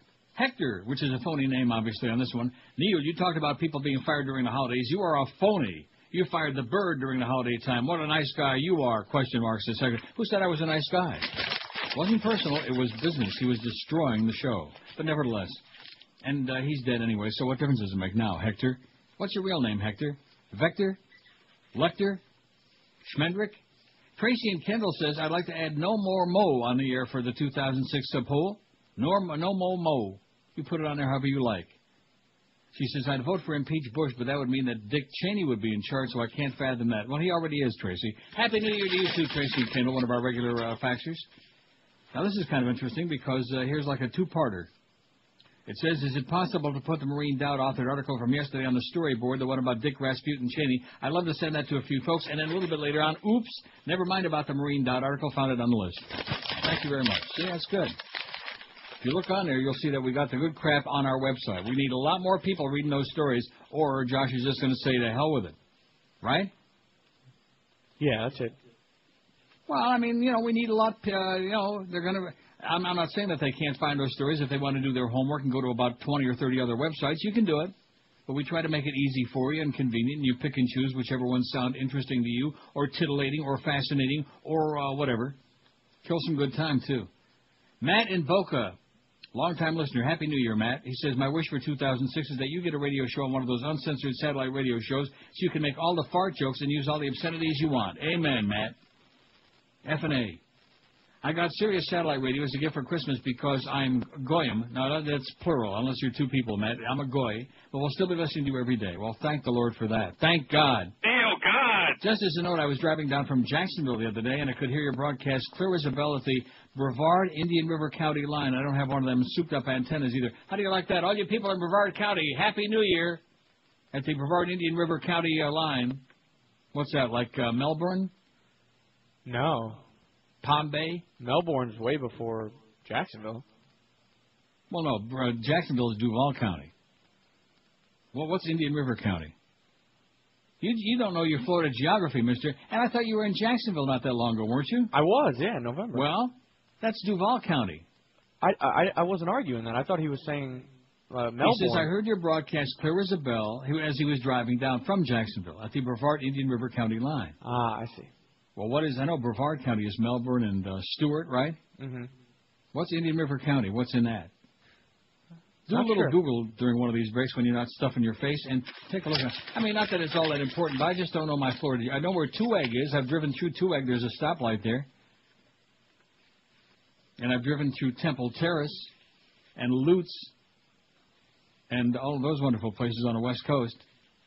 And Venezia. Here's a fax from Murray Levine. How's it going, Murray? Happy New Year, baby. I'm so excited. Murray's still alive. Here's one of the good guys in the business. I think I'll do the break, then I'll finish these faxes here. One of them is fairly long. Murray Levine, good man. And, of course, the good people in this business always get screwed over big time, baby. They get screwed and tattooed. That's in Vero. That's like Vero Beach, by the way. Oh, in Fort Pierce? Yeah. Well, wow. Hello to all you yahoos up there in Fort Pierce and Vero Beach, all you yahoo rednecks. Get your finger out of it and your nose, too. Boy, that is some kind of a place. You ever been there? Vero? Yeah. Yeah. Ooh-wee, man. That part of the state. Well, most of the state when you come right down to it. Yeah. Just don't cotton to that whole crowd. They don't cotton to me. That's just fine. Them cotton pickers. 12:13 at QAM. When you're shopping for shoes, comfort, fit, and price. Those are the three ingredients that are most important to anybody with a brain. And if you want the best deal all the way around for your feet, you do your shoe shopping, please, at Brandy Shoes in Pompano Beach. For the most comfortable fit in your favorite style of shoes at unbeatable prices. And we're not talking about some off-brands that nobody wants to stick on their tootsies. We're talking the top names in the shoe business like Rockport, Florsheim, New Balance, Echo, Mephisto, SAS, all the others too. And Brandy's professional shoe fitters will make sure you got a customized fit of your favorite comfort shoe. Just ask for Arnie. He'll take good care of you. The pros at Brandy's really do understand fit and comfort, even specializing in wide widths as well if you've got big fat ones. Brandy's is worth a trip from just about anywhere in town for comfort, style, fit, and value. This is the place. Brandy's Shoes, and you'll find Brandy's at 1290 North Federal Highway in Pompano Beach. They're open every day, Monday through Saturday till 9, and every Sunday till 5. And this week is a stupendous time to buy great New Balance shoes at Brandy's because you can take an extra 20% off on all great men's and women's Brandy styles and get a free T-shirt, too. So be sure to get your ass into Brandy's this week or do your shoe shopping on their most prestigious website, brandyshoes.com. This is Neil Rogers. This is 560 QAM. In a desert not far, far away, one soldier stood eyeballs above the rest. Jar Jar Head. They shot the captain! Who's in charge now? Mr. Sergeant Jar Jar Binks. You, sir, should follow me now. Or today? War is hell, and so is the very voice of Jar Jar Head. You, sir, shoot when me, sir, say so. Or today? 1, sir, 2, sir, 3, sir. That does it! Shoot the Sarge! Wow! You, sir, hurt Jar Jar. Jar Jar Head, in theaters Friday. Available for rental Saturday. Oh, how rude! 12:19 at 560. So anyway, here's this really nice fax from Murray Levine. And you're saying, who? Well, he happens to be a good guy. Okay. Take your word for it. He was. He was the sales mangler when I was at WYNZ. And he got screwed over once they sold it to Paxson. And that Ronno Fink Wolf and Petey Bulger and that crowd over there, they screwed him over big time after the guy had a stroke. Always get to a guy when he's down, you know. Anyway, here's the fax that says, I'm still alive. They hit him with 5 shots, and he's still alive. My buddy Stu Smith told me that you and Hank were saying nice things about me the other day. Yes, I was sales manager of WYNZ under Stanley Cohen, a horrible boss. And let me tell you right now, Murray. Absolutely correct, sir. Oh, is he pathetic or what? Why are you always schmitting on the salespeople, Neil? Why are you always schmitting? Yeah, right. That was his number one line. What a jerk. But he did drive that big yellow Seville, that pimpmobile. Very classy, Stanley. Anyway, Stanley J. Cohen, a loser. I was Murray from Margate in those days, says Murray. During my tenure, I hired Ronna Wolf, maiden name Fink. Oh, you see, God was punishing you for hiring that bitch, Murray. I left to sell at other stations, was hired back a few years later by Ronna, who rose to vice president of Paxson. After my stroke, Ronna, Todd Winnick, and Roger Crotch decided I was not capable anymore and retired me, even though I could still do the job. I'm still retired, active, and pretty healthy. Thank goodness for that, Murray. I miss the radio business and people like you and Hank. Regards, Murray. Best of for the new year, Murray. Happy Chinooka and stay healthy. And stay out of the business. He says he misses the business, but quite frankly, it puts people in the box very prematurely. Trust me when I tell you. Andy in Miami Beach says, which this is really bogus. This is sad. But I'm going to read the whole facts. It's very, very sad to me. In fact, I just exchanged emails with Bob Lassiter. And Bob had opened up his blog a few days ago to take messages from people out there in Radio Land, and I read them all. And then several were people who listened to the show also and heard me and Bob on the phone whenever it was, a couple of weeks ago. And, you know, they seemed to be mostly nice, but it's just, I know. I'm with you, Blabo. I agree with you. Anyway, the fact says, you complained about the Panthers games on KAT, but their signal is better than QAM here in Miami Beach. Well, maybe that's because the tower is on Miami Beach, Andy. The only problem is that most people don't live on Miami Beach. The tower's right over there, well, at least it used to be. I don't know if it's still there. On Bay Road.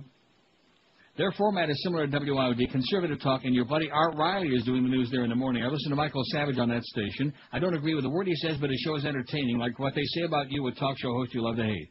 Michael Savage, a certifiable Nazi. I regard Savage as nothing more than an entertainer, says Andy, a phony whose motivation is monetary rather than ideological, similar to Rush Limbaugh, Bill O'Reilly, Michael Moore, Matt Drudge, etc. Oh, yeah, throw Michael Moore in there for that, right. I've also been listening to XM since I have a free subscription, and it's true that most of the callers to Opie and Anthony are truckers. You can tell that they're not used to having so few listeners and callers. The Ron and Fez show that follows is absolutely terrible, very difficult to listen to. Absolutely. Is there any chance you do your show from down here again? No. Let me say it again. Absolutely. No. There's a new hotel here in South Beach called the Satai. It's ultra-luxurious, blows away the Ritz-Carlton down the block. If you did your show there, I guarantee you'd never want to leave. You wouldn't even need a car. Everything is in walking distance, says Andy in Miami Beach. There are 2 chances that I will ever do any show from South Florida again. None and much less than none. 0, zippity-doo-dah, as in... Oh! No chance. Oh, there's more faxes? They're just piling in here today. This one here, I'm not going to waste my time with this, you know. Fat boy, you and your boyfriend, good luck to you, okay? I hope you elope. I hope you both get in a wicked car crash. I wish evil on very few people, only 2 that I was thinking before, but now I got 2 more. Here's one. It says, Melbourne and Palm Bay and Titusville is Brevard. We hear you loud and clear. How do you like that? A fax from somebody in Melbourne. Melbourne Beach. Mike in Melbourne. Hey, South Florida Exile. Nice going, Mike. Congratulations on getting out. By the way, many mugwumps up here, but it still beats the haters and mean-spirited South Florida crowd. I don't question that at all. I mean, you could be a mugwump and be pretty decent person, you know, or not. Here's another fax. Boy, the faxes are just pouring in now. What's going on, Josh? I don't know. You know, maybe they want to get them all in before you leave for the news. Is that before I leave? Oh, you know something I don't know? Where's that check? Oh God, where's that check from the Panthers owner? It's coming. My God, Alan, write that check right now. Alan Cohen is buying the station. He's going to pay me off to go away so I don't say those terrible things about him and the Panthers and Gildy's broadcast. Dave Strader, by the way, is doing a really nice job if they just shut up the knee spot fan. I hate to keep dwelling on that. Shut that frog up already. Will you please put a sock in his mouth? Pop, pop, pop, pop, pop, pop, pop. Same old crap, man. Anyway, here we go. From Indian River County, Vero Beach, Brevard County, Melbourne, Palm Bay, Cocoa, Titusville Kennedy Space Center. Happy New Year from the Chronic in Cocoa, where QM comes in just fine. Oh, we're fine. How do you like that? The Chronic in Cocoa is one of the most chronic faxers in it, but a good listener. Used to get a little cranky every now and then, but if that's the one I'm thinking about. Don't you love that from people that get cranky on the fax machine? Well, they can't get through, maybe. That phony Hector. Hector must be the one who used to call on IOD and go, "Did you say to the bird, hey, Hector, get back on your banana boat, okay?" And just kind of drift away with Clarence Carter. There's that slip away. Well, whatever the hell it was. 5670. I'm tempted to take a couple of calls. I must be losing my mind now. All the faxes got me all whipped up into a frenzy. See, I'd much rather. I think these faxes are much more enjoyable. Is that right? You don't think so? No, I got to go to calls because yeah, you'll get you can pick and choose. You'll get a good one after every 100. What, the calls? Yeah. Well, yeah, of course, it's the 99 bad ones that are really what adds the pizzazz, the spice, the salt and pepper to the whole deal. That's what they like, is a bunch of lunatics. That's what most people want to hear, is people showing their ass on the radio. Just look in your speaker and you'll see 2 big fat cheeks. Rectum. That's our audience. WQAM, hello. Neil. Yes, sir. Hey, you mentioned about a month ago that special on the New Orleans. I know people mentioned New Orleans earlier about the animals and stuff, and I watched part of it. I couldn't watch any more of it. It just got so down. Just pathetic. And also, there was another thing about prior to that about what happened there in New Orleans. They had an engineer saying if they would have spent $2 billion in preventative maintenance and upgrade, they wouldn't have to be spending $100 billion to rebuild that city. Mm-hmm. It's really ridiculous when you think about it. Just, Well, short-term greed costs this country, billions of dollars. Right in the middle of Hanukkah, no less, we should really reflect. If they would have just taken care of the Levies, things would have been a hell of a lot better. One more thing. On your website, Ed Naha, he is so funny. He's I know great. he is great. I've read many of his columns. I read many of his columns on air. He is, and plus his name is good. Nah, it's just it's so all funny, around. so sarcastic, but he is great. But the thing And is, Doug about Thompson from Capitol Hill Blue, man, he's my Oh, favorite. okay. He just One pulls more no punches. thing. The thing about impeachment is if the Democrats take over in 2006, you get rid of Cheney and Bush, and then whoever's Polizzi would be the new president. Oh, you mean if we impeach them both? Get rid of both of them. I Yeah. read that on one of your stories. That's a great idea. When in doubt, toss him out. And then we'll have a Democratic here for the last 2 years. Okay, maybe Greg Reed could be in the cabinet, too. Have a great Okay. New Year, Pally. Later. In fact, maybe the kitchen cabinet would be a good place to shove his ass. Nice haircut, by the way, Greg, and a very fancy Brooks Brothers suit. 1227 at QAM. This is Neil Rogers. This is 560 QAM. Hate you. Absolutely.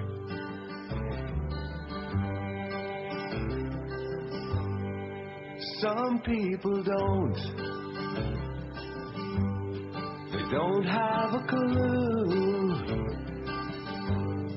They walk all around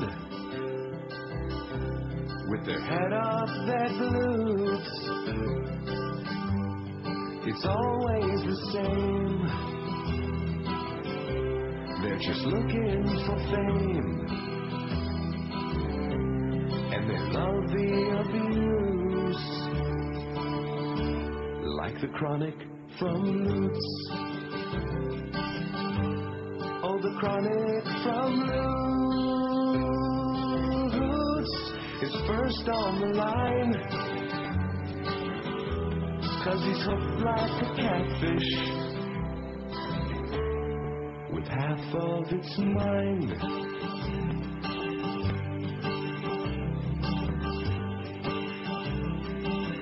We'll be waiting for you up here. Now, just come on up with your green Corvette. You and what army of little yahoos, sir? We. All your friends from Carrollwood, all your friends from Tarpon Springs. Why don't you stand up like on your own? It's always we, like you got all your buddies. How come you don't like stand on your own thing, pal? We do stand on Now, where is that we again, man? Are you speaking French or English? Everything's we. We, I, we all. I. There we go, we, I. You sound like Dan Quayle now, sir. You can't even spell us. We don't want no obscene pig on the radio. Right. And you know you Wait, never... was that pig as in we? You sound like that baby now. Are you in Lutz or are you in Aintree, sir? I think you've been up in Aintree in the woods with that baby. You want to admit it now or wait till tomorrow? Some people don't. They don't have a clue. They walk all around with their head up their glutes. It's always the same. They're just looking for fame, and they love the abuse, like the chronic from Lutz. He's the chronic from Lutz.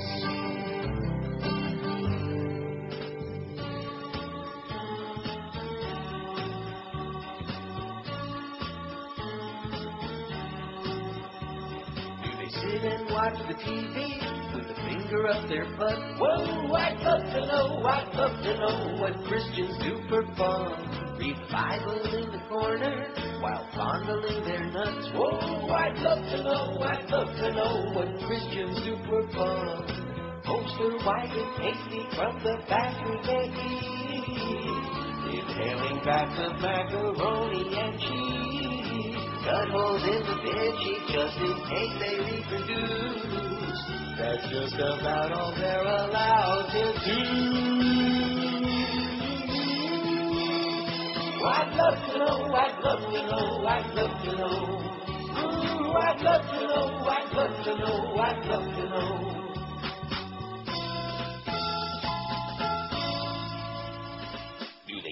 swollen while cleaning out their guns. Whoa, I'd love to know what Christian super fun.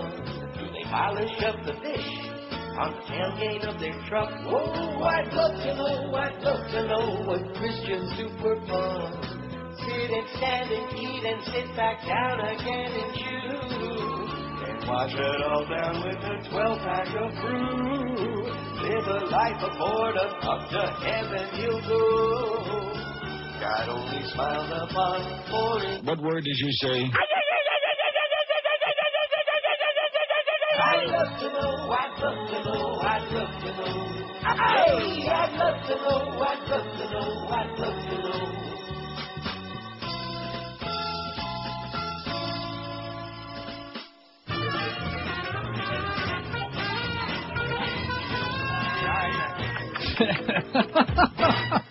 Some of those bits are much funnier where he put the sound effects in over the choiced out words.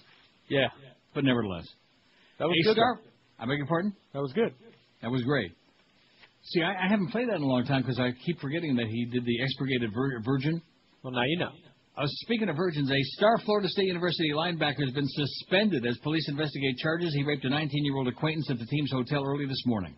A.J. Nicholson. Do you know who that is? I do. You do? I do. We're not getting married or anything, but I mean, why do you keep saying I do? You do know who that is? Yeah. You know him personally? Is he a buddy? No, I don't know him personally. Oh, I just but you know who that is. Who it is. A.J. Nicholson has not been charged and is cooperating with Hollywood police while the investigation continues, said Detective Carlos Negron. Around 3 o'clock this morning, a woman called the police and reported Nicholson had just raped her at the Westin Diplomat Resort and Spa on Hollywood Beach. The only thing we have is an allegation. Nicholson came here and gave a statement as to what happened, Negron said. The victim is also cooperating. She was taken to the Sexual Assault Treatment Center in Fort Lauderdale for testing. Nicholson is the leading tackler for FSU, which is in town preparing for next week's Orange Bowl contest against State Penn. FSU coach Bobby Bowden said he sent Nicholson home for an unspecified rule violation. He sent him home.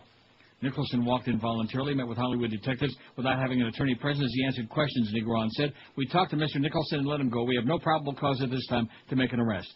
Investigators are still talking to witnesses and gathering evidence, including DNA, which is typically a lengthy process.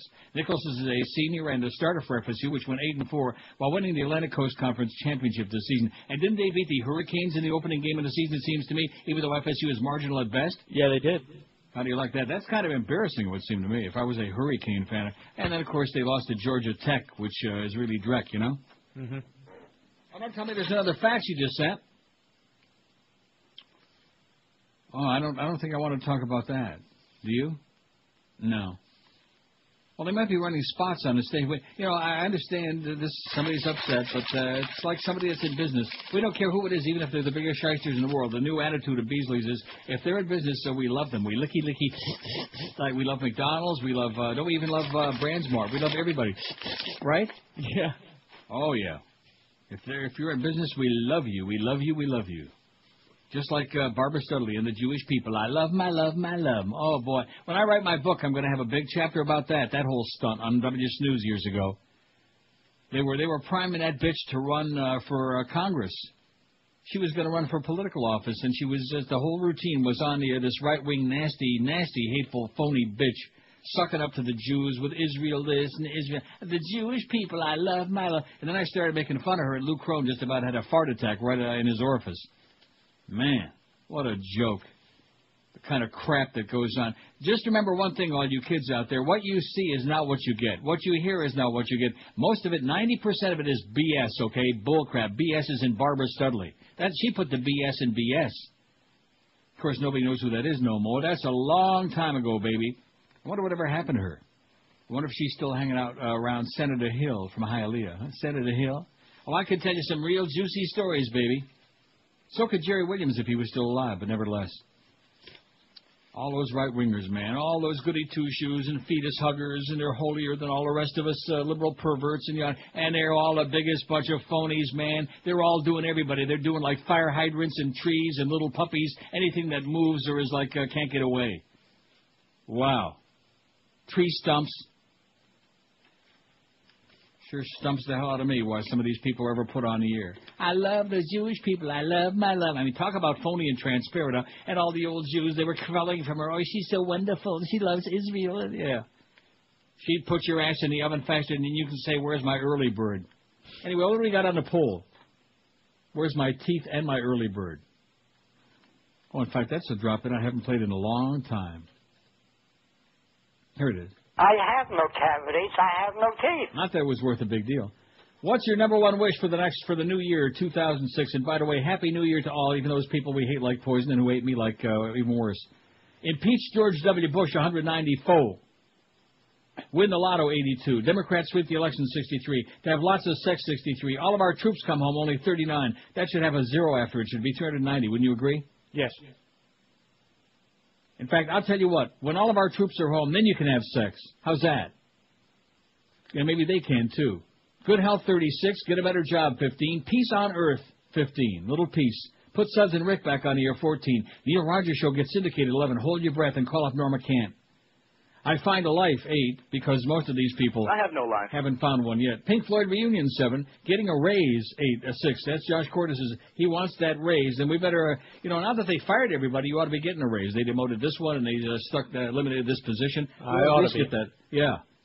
Come on, Clarence, let's take care of that raise for Josh Cordes, for Christ's sakes. Take care of somebody on this show. Just because I'm making a couple of bucks, and I need it with that Woodbine situation. QAM gets sold and Neil gets paid off, 6. Oh, hallelujah, I'm praying, I'm on my knees. No comment. Joyce gets fired, 4. Get a divorce, 4. No more Mo as no vote. And getting a good GM at QM has also got the big... You fairy. No, the big... Oh, so far. This is Neil Rogers. This is 560 QAM. All right.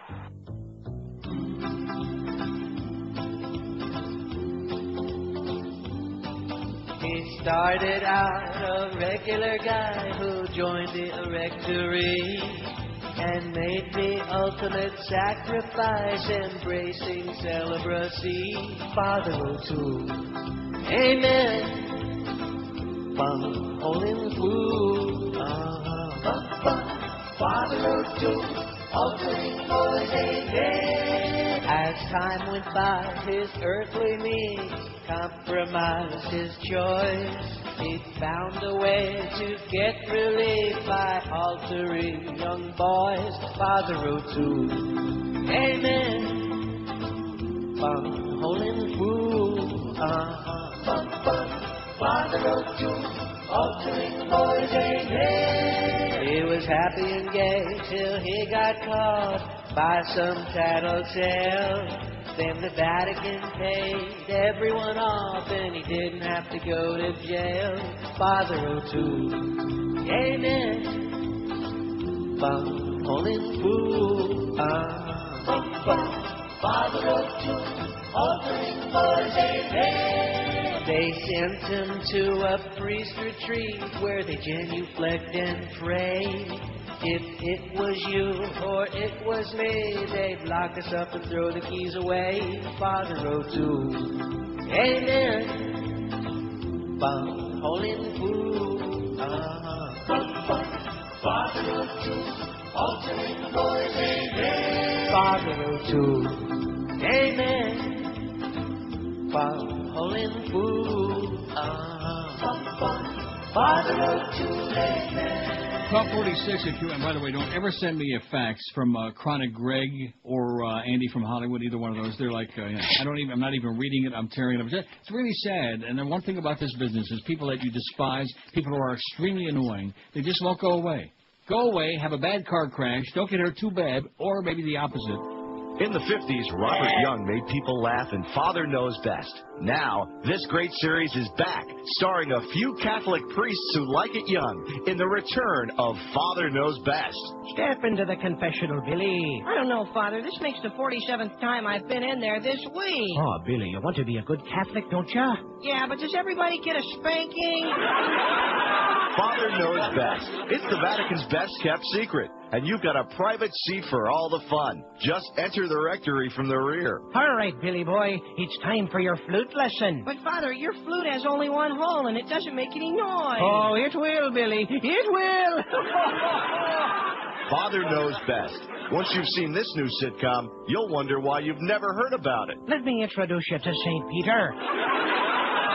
Father Knows Best. Going to church may not seem very entertaining, but there really is something funny going on here. Tired of the same boring old communion wafers at holiday mass? Open wide, Billy, and prepare to receive thy Savior. Oh, geez, Father O'Malley, wafers again. Now, Billy, this isn't just any wafer. It's not? No, through the divine miracle of transubstantiation, I've turned this ordinary wafer into the divine blessed body of Christ. Well, why does the body of Christ have to taste so yucky? Spice up your next communion with new Christ-A-Roni. Christ-A-Roni is a special blend of rice, spices, and seasonings, plus a bit of the body of Christ in every fluffy forkful. And Christ-A-Roni cooks up perfect every time, as he should. Can I have some more Christ, Father? That's Christ-A-Roni, Billy. Amen to that. Christ-A-Roni, the transubstantiation treat. Oh, God. There he was, just a-walking on the sea, singing, do-a-diddy-diddy-dum-diddy-doo. He's the man from the land of Galilee, singing, do-a-diddy-diddy-dum-diddy-doo. He's good, divine, he's good, divine, changes water into wine.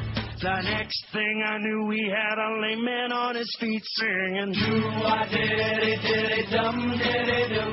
The blind are gonna see and the dumb are gonna speak, singing, do-a-diddy-diddy-dum-diddy-doo. He walked on through my door, walked on through my door, then he cured a leper sores.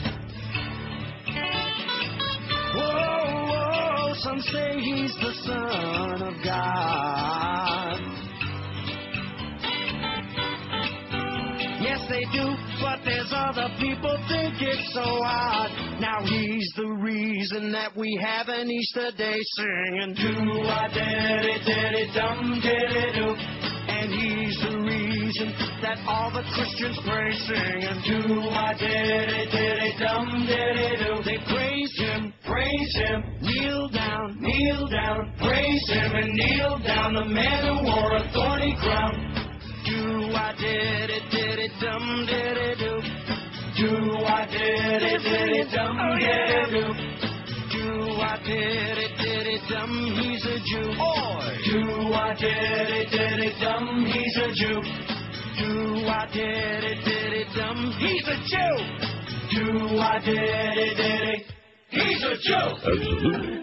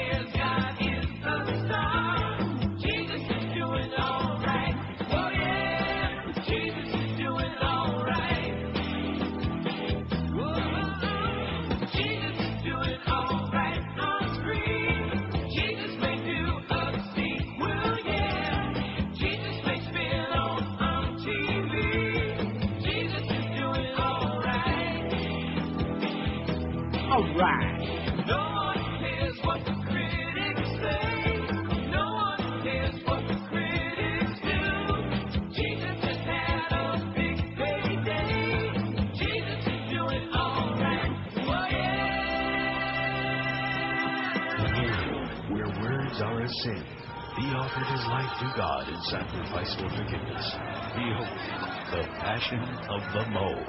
Lord, easy with that whip. Oh, Lord, that hurt you, moron. Well, I do well have you know I'm getting quite a workout dragging this cross around. I'll have a toned body in no time, and then I'm going to marvelize you.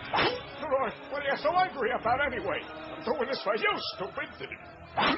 Lord. Boy, this is some fetish party. Hey, what are you, public servant or something? Yeah. Why don't you shut up and get me something to drink, will you? Okay, here. What is that? The Tyron beer. wait for me. I'd rather get whipped. That looks like a nice place to put him up. Yeah, he's got a nice view. I'll get the hammer and the nails. You guys know what you're doing. Don't worry, Mo. Just put your hands out like this. No!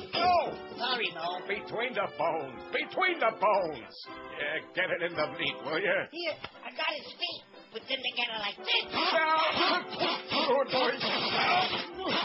Now see here. Ain't you got no stigmata? Only if I gotta, but I really don't wanna. Because you gotta have stigmata if you really got a butter. You gotta have stigmata if you really got a butter. You gotta have stigmata if you really got a butter.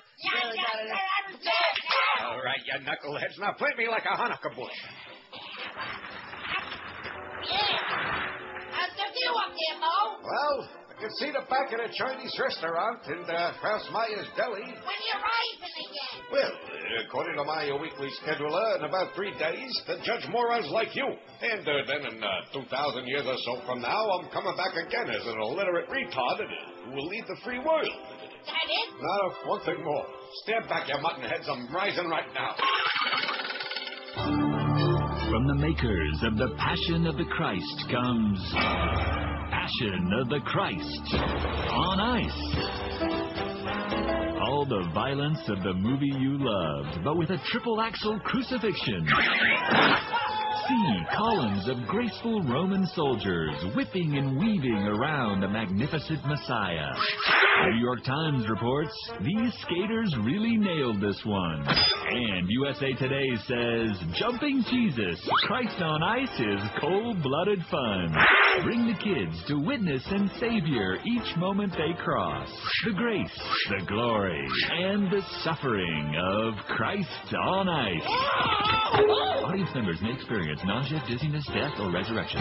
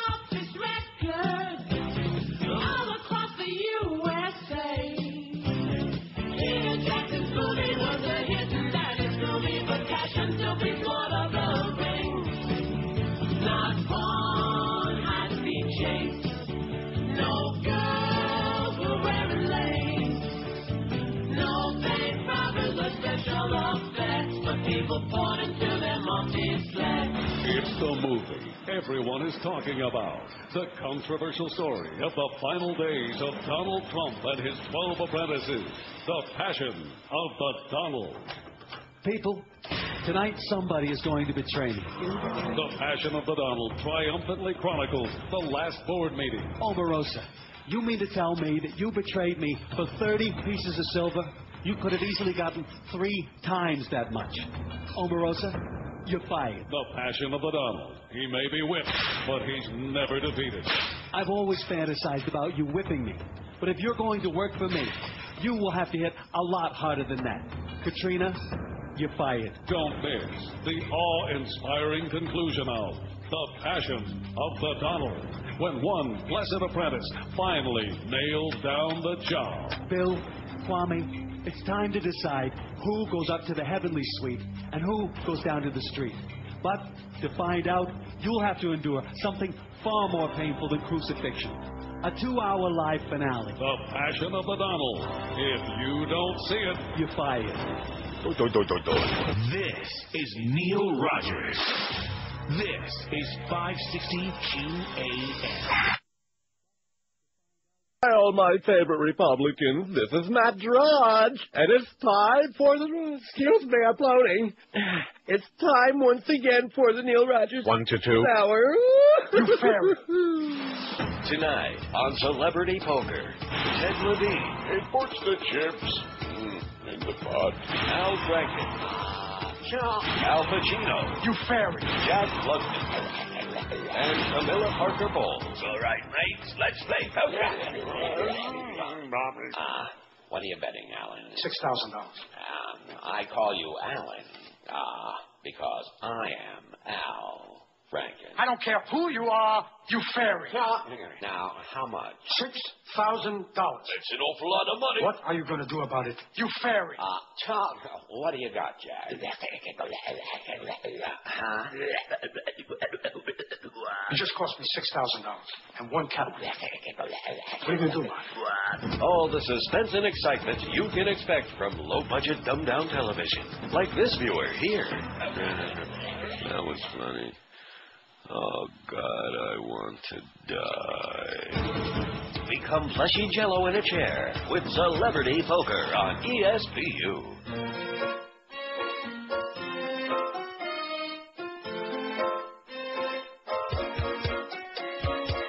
Friday's indictment came for perjury. There's even talk about that Dick Cheney. The White House knows the truth is coming near, so they'll make up some brand new terror scare. Is it true that Libby worked alone on this smear?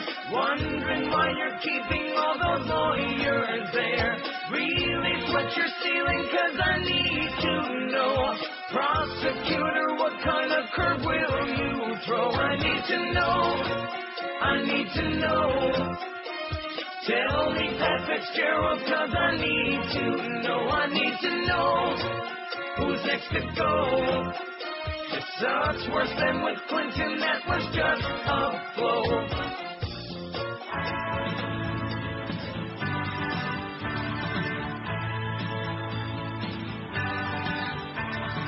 Anytime they see that we're lagging in the polls, they provide a headline that will lead you by the nose. Who say, they say, is the one to get. Now they have only one dictator left. Don't worry about Saddam, we got him. Now we're all pumping and saying, we got him. He won't attack us no more. We got him. Praise Bush like Jesus.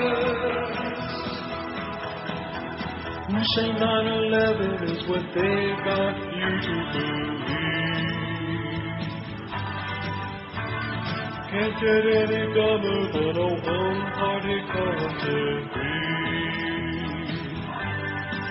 You believe what they say, like the gospel fool, as they use a state for their corporate tool. How the election on, we got 'em. Bush has got it, you got 'em. Get down on your knees, you got 'em.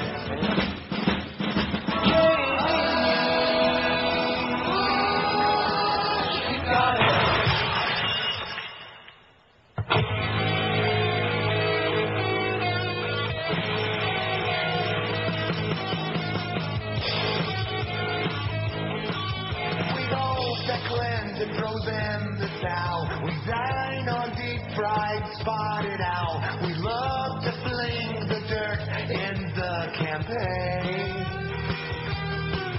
We pray a lot in church about who to next besmirch. And Limbaugh only uses half his brain. Jesse Helms is on attack. He hates the nice guy 'cause it's black. And Paula Jones is our new poster dame. We saw Beelzebub on the 700 Club. And I think that Pat Buchanan was his name. We lean way right and need a cane. Absolutely. We find abortion clinics we've locked the door. We're mostly white and sperm retaining. Here's our big mega ditto, 'cause we lean way right. And we all look and dress the same, and hate the gays and Jesus' name, and fear the things that we don't understand. Richard Nixon was like us. Well, his face could stop a bus.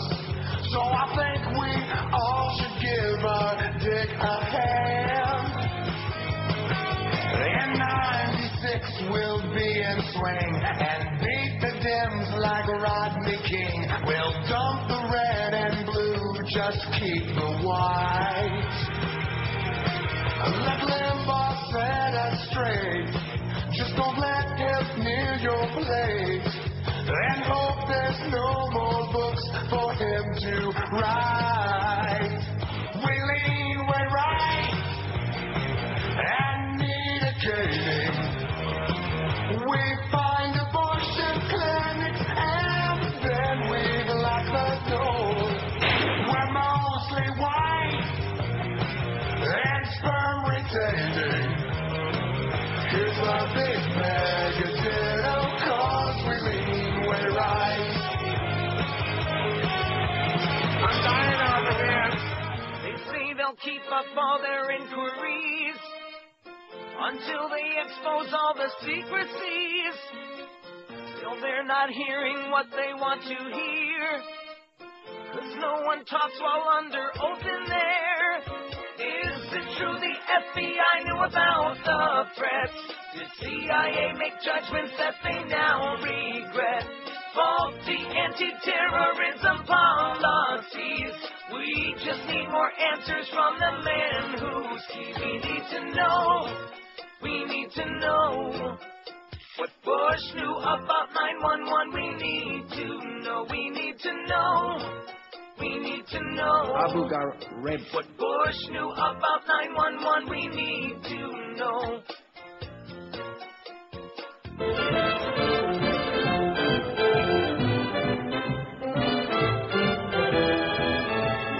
We'll meet again if we don't wind up dead from the Bush cartel that left us all this way. I'm dying over here. We've all been duped, blind support was our doom as the bombs dropped from the skies from far away. Maybe we should have paid attention a little bit more to the facts we chose to ignore. The price of gas has declined, but I'm afraid that the line won't be very long. We'll meet again with our hope that by then civil rights will be restored one sunny day.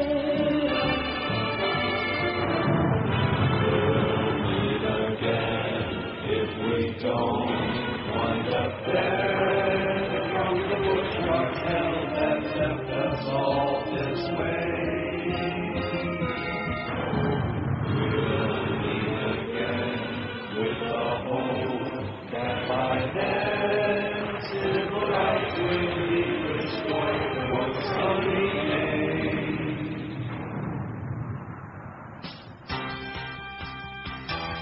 All right.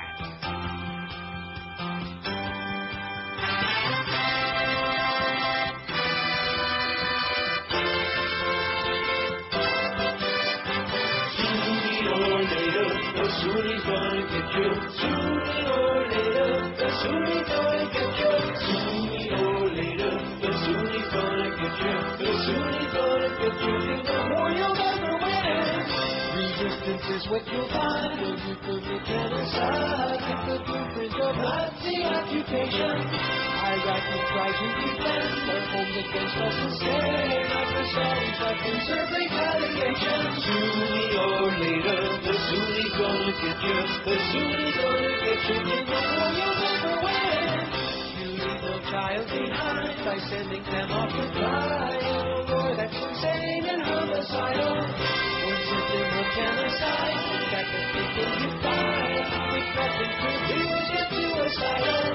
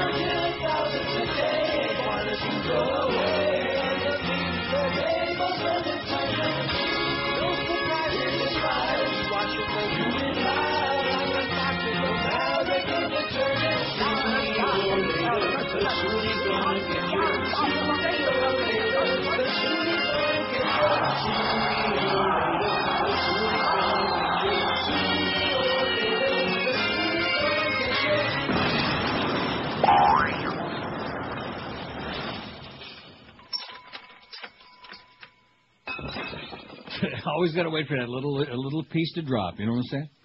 Yes. Nothing like a little piece. Anyway, this is the last 49 minutes for this year on the show, at least for me anyway. Yeah, for you. George will be there tomorrow, and you'll be there tomorrow. I will. And Monday. And George promises that he's going to be emailing you like at least 200-300 stories each day. I'm sure he will. For over the weekend. So anybody out there is worrying about not being informed as to what's going on in the world, trust me when I tell you. Going to keep Josh off the streets. Now, let's see, you're going to be at that the Montreal Canadiens Panther game tomorrow night? I will not be. Will not be, but put it on in your timesheet anyway. It's a holiday season. It's the least they can do for you. What's your number one wish for 2006? Impeach George W. Bush, 226. Do it now. Don't put it off till 2006. Do it now. Win the lotto, 97. Having lots of sex, 76. Lots. Democrats sweep elections, 73. All the troops come home, 47. Good health, 46. Get a better job, 19. Peace on Earth, 17. Neil Rogers Show gets syndicated, 15. Put Suds and Rick back on the air, 14. I Find a Life, 13. Good luck to you. Get that search party organized. Pink Floyd reunion, 8. Joyce gets fired at it, 7. Oh, hallelujah. I'd have a party in my pants. Getting a raise, 7. QAM gets sold and Neil gets paid off, 6. Get a divorce, 5. No more Mo, only 1. And get a good GM at QM. I guess they realize it's hopeless, it's useless. Gornish Telfin, none. This the big is Neil Rogers. This is 560 QAM. If anybody has opinion dissenting from our way, we'll place your name into the system as enemy of the state. Don't even bother to question, just follow und obey. Everybody's turning fascist USA. In the act of patriotism, we're watching all of you. Everyone's under suspicion, so that's what you do. This got information, and all you mindless fools in Bush Fatherland Nation, fascist USA.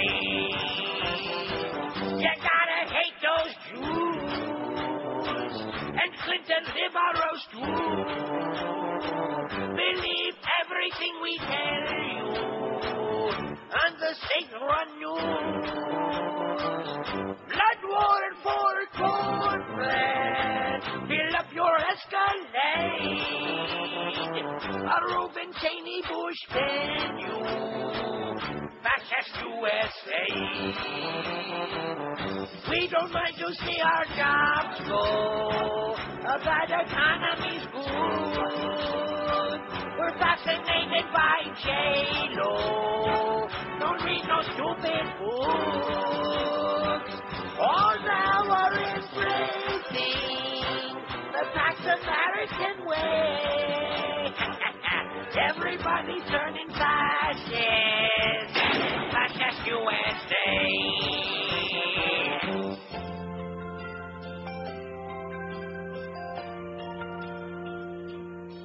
Back in the day when someone done us wrong, we didn't take their crap.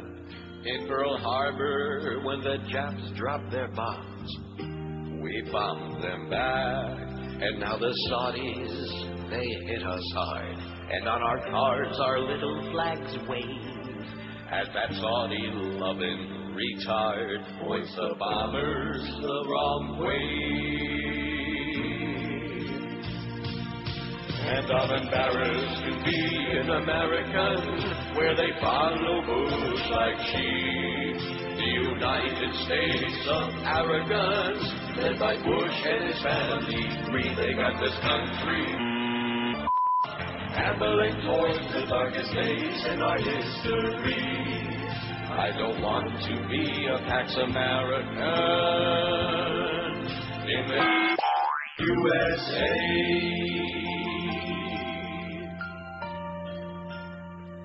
What's a few thousand innocent lives? Stop living in the past. If you want that SUV to drive, you're gonna need more gas.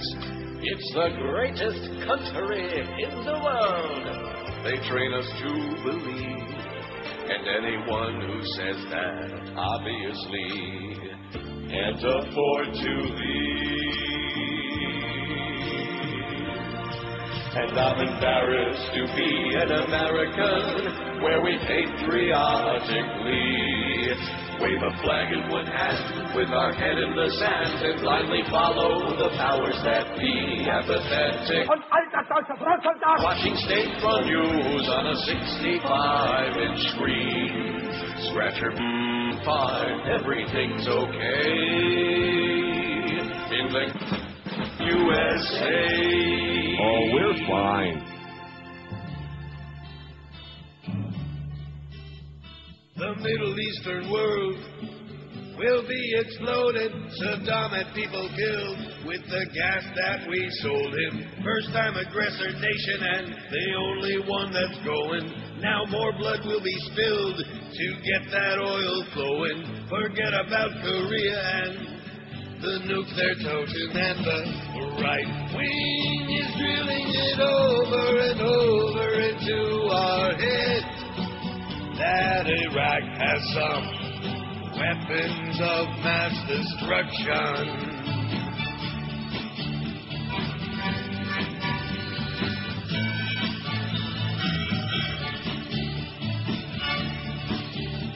"3,000 people killed are now forgotten. Let's exploit them instead.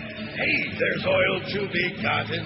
Going after Saddam to placate Osama. There's no longer mention of the name Bin Laden, but no one seems concerned. All comfy and complacent, believing every word of this cartel administration that controls us by fear through media manipulation. And the right wing is drilling it over and over into our heads that Iraq has some weapons of mass destruction.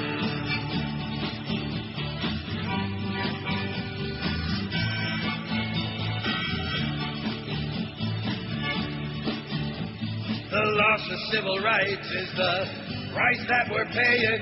We're all suspects now, Nazi Ashcroft is saying. I have nothing to hide, table talkers all are saying. Blind, obedient cattle don't have any reservation. Without unprovoked battle and world annihilation. Old regimes must fall and Halliburton installed with no objection at all. Democrats don't have the balls, and the right wing is drilling it over and over into our brainwashed heads. Iraq has some weapons of mass destruction. Absolutely.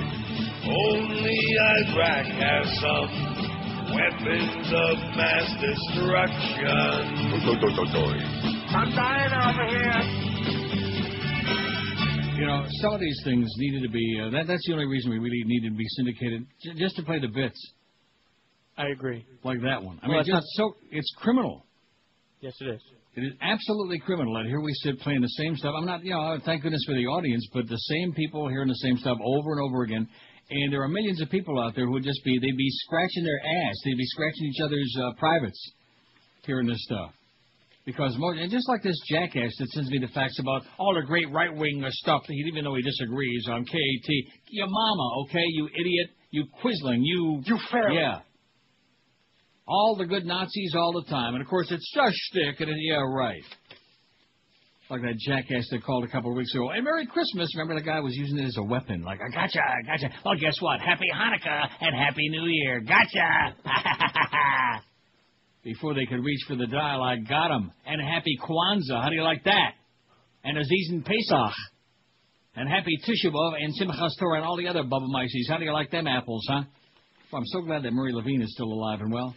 They did you a favor, Murray. They got your ass out of there. Bunch of grave robbers. Rana Fink, Rat Fink Wolf, and Petey Bolger, man, the assassin. Biggest bunch of losers, that Paxson crowd. Oh, my God. Talk about Paxson America. Isn't that what he said in the song? Something about Paxson America? Something like that. Close to it. Anyway, maybe we ought to take a couple of calls. The last calls of the year this last 35 minutes. Wouldn't that be exciting? I wonder who those two are. Well, what do you think? I'm going to go with WQAM, hello. Hi, Neil. How are you? Pretty good, a lady. See, here's Josh thinking it's going to be some chronic, and it's a nice lady, I think. Well, that's nice to hear. Actually, Neil, I used to call it, but we're the couple that moved to Egypt to go teach. And I remember... Wow. But we're back for just like the winter holiday. But I wanted to call... What did you do, start some kind of a pyramid scam over there? Yeah, there's lots of pyramid scams. But we like it a lot. But I wanted to call and say Happy New Year. And I want to know, where are you living now? Are you in Toronto or where are you?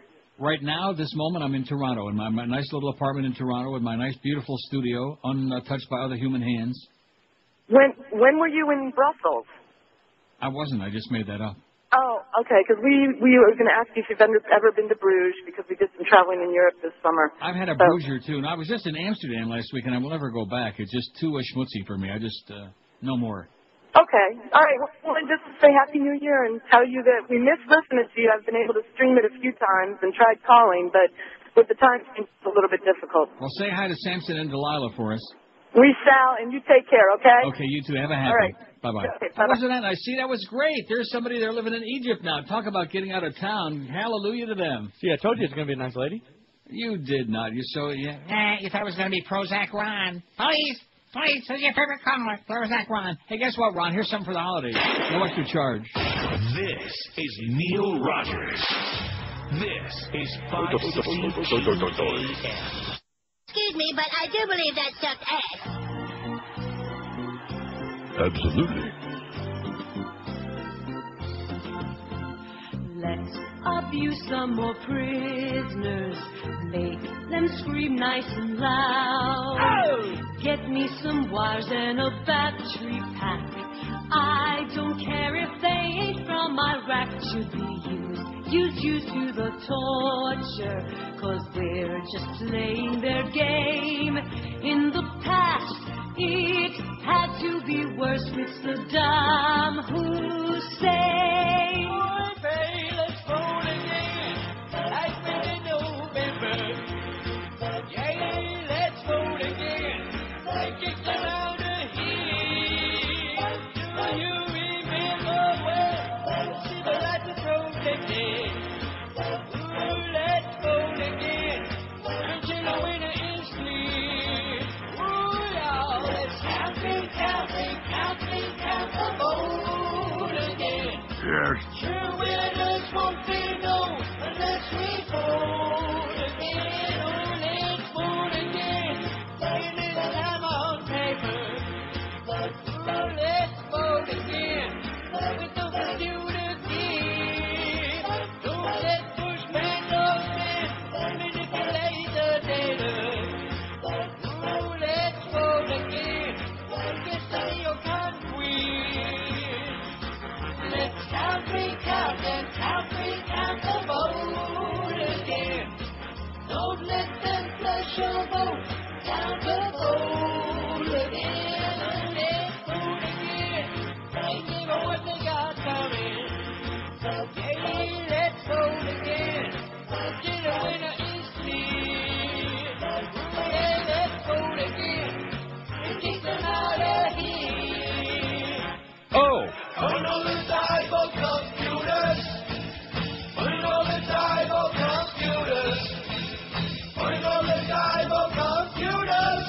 Finally dive of Baltimore right now. The Nazi weasel ghouls of the GOP.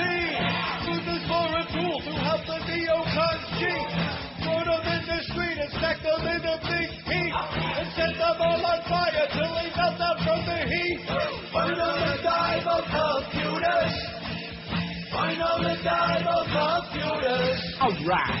Finally dive of computers. Finally dive of computers. Break them into pieces. Smash them with a bat. Destroy them all today. No one's gonna miss them. They don't work anyway. If Democrats don't grow back in 1960s balls, it won't be long before there ain't no Democrats at all. Finally dive of computers. We gotta have the cheat. Finally dive of computers. They're gonna beat them. Finally dive of computers. Hell, they go down. Finally dive of computers. Yes. Finally dive of computers. Yes. Finally dive of computers. Yes. Finally dive of computers. Right now. Finally dive of computers.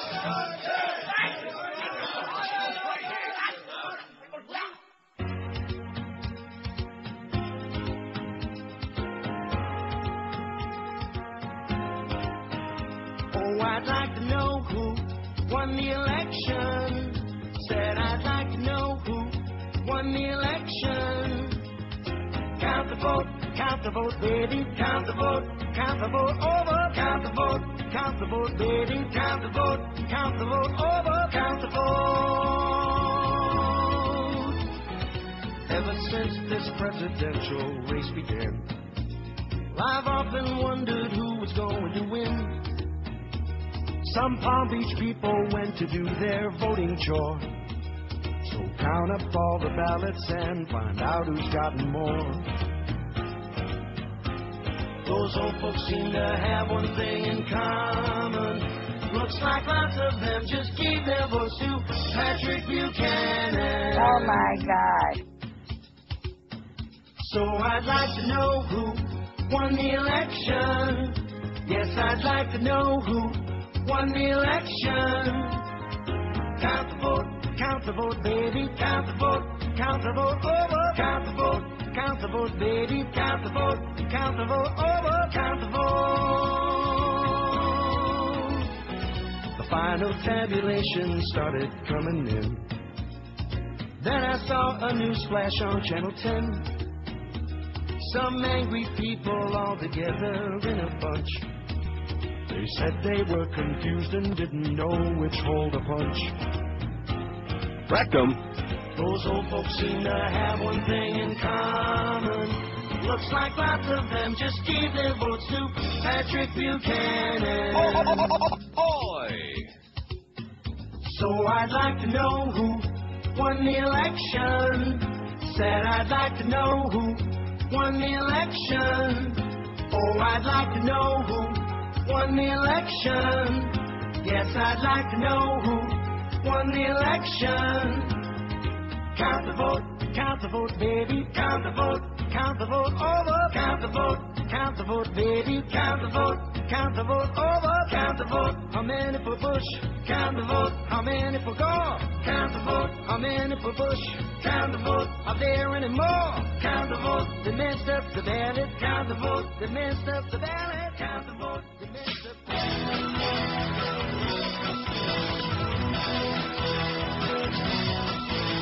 The word police, they hold the back of my head. The word police don't like the word that I said. The word police won't be happy until I'm dead. The right-wing nuts want to protect us from ourselves. You gotta watch what you say, you better, or else you're busted, you're busted. The word police are monitoring every George. They and finding me. Why do they say this country's free? I hereby order you to desist in using any coarse language, but by the power vested in me and our Lord God Bush, the Federal Communications Commission, and my drum keeper, Uncle Howell. The worst police, they want to magic my head. The worst police, I'm like the worst that I said. The worst police, they want my civil rights dead. The worst police. The worst police. The worst police. 21 till 2. Now, let me ask you, did you ever get a chance to listen to that Leon Rhymes bit? No, I actually didn't. Oh, well, like right at 2 o'clock, although I'm sure you probably want to run out the door, or maybe run to the tea room, one or the other. Maybe we ought to play like a little bit of it. What do you think? Yeah, I'm thinking. Okay, that's enough. Oh. I'm telling you right now, that's unless you want to get your finger on it. Hey, after you played the Hummer bit. And I dumped it. All right, let's play it and dump it. Play what? Leanne Rhymes? Yeah. No, you can't do it. It's all farts. Oh. It's like the morning that the Muff Man was sitting in there. Remember when Stern did the show about farts? So he did this whole show on it? That one morning, and Duff just put that music on, and he just gave up, basically. Just put on Tommy's music, and that was it. How do you like that? That was really something. As QAM carries a watered-down version of a wussified version of the Howard Stern show, and it still didn't work. And we still ain't got no license, but other than that, why worry about small details like that? Anyway, here's what we got on the agenda. No Mo today. Well, it's a sad day, but it's one of those holiday weeks. No more. Nothing is perfect. No more. No more. But we do have the talented and effervescent Curtis Stevenson between 2 and 4. Geldy from the Seminole Hard Rock at 4 o'clock till 6:30 for the Mad Dog. Don't forget, no more Mad Dog until the New Year. What a scam. The Roberto Luongo show from Doris Market in Coral Springs. In Pembroke Pines. In Pembroke Pines. It keeps changing from Doris Market somewhere, 6:30 to 7. Roberto Luongo, who ought to be at Doris Market eating that do the Italian sausage. Hurricane Hotline from Bernie Kosar's at 7, where Josh is going to be having a few more meals. The FedEx Orange Bowl College football show at 9, and then Jesse Agnew, 10 to 2, does a good job. And what about that, what is it, the Pete's Bowl? What is it, the Chick-fil-A. The Chick-fil-A Pete's Bowl tomorrow. This is Neil Rogers. This is 560 QAM. Blow! Oh, Canada. A land that's produced rock and roll's greatest performers. And now, these legendary Canucks pay tribute to one another on this new CD, The Best of Canadians Singing Other Canadians, featuring Anne Murray's version of this Rush classic. A modern-day warrior, mean stride. Today's Tom Sawyer, mean pride. And Rush's take on this Anne Murray standard.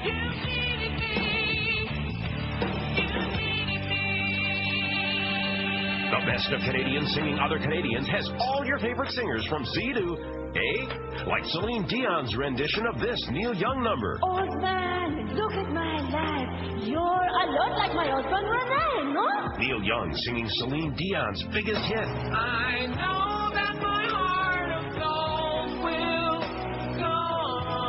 But that's not all. There's Shania Twain singing Bryan Adams, Crash Test Dummies doing Alanis Morissette, Snow rapping the Guess Who, and Gordon Lightfoot performing this Bare Naked Ladies smash hit. It's been 1 week since you looked at me, cocked your head to the side and said, I am angry. Pick up your copy of The Best of Canadians Singing Other Canadians. The Great White North has never been so great, or for that matter, so white.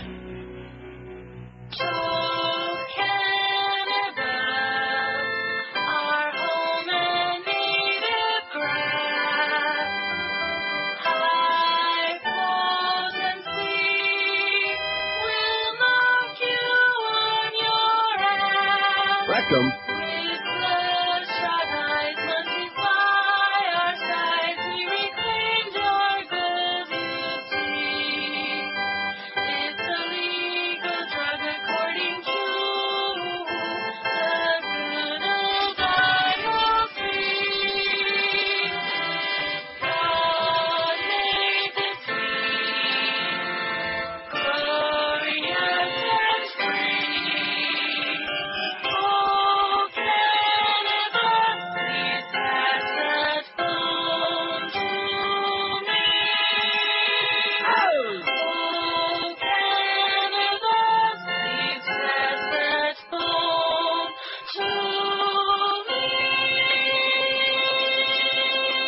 Ladies and gentlemen, we return you now to Sarge Search and your host, Arsenio Hall.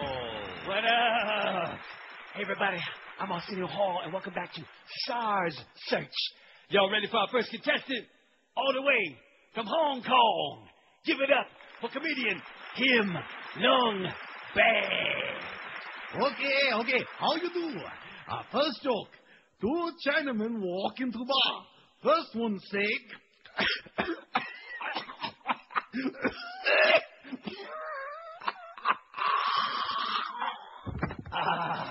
Put your hands together for Him Lung Bad, everybody.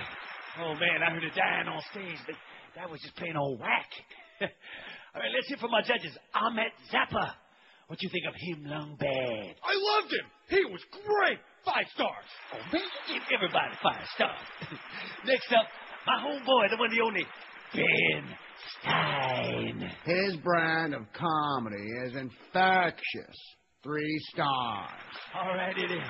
And finally, our last SARS Search judge, the lovely and talented Naomi Judd.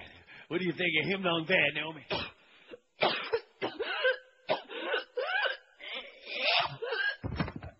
Naomi, what up, girl? Oh, no. Oh, she ain't breathing. I better give her mouth to mouth. Oh, come on, baby, breathe. Uh-oh. Maybe that wasn't such a good idea. Oh, damn. Why'd I go and do that? We got to take a quick break. We'll be right back with more SARS Search. Maybe not.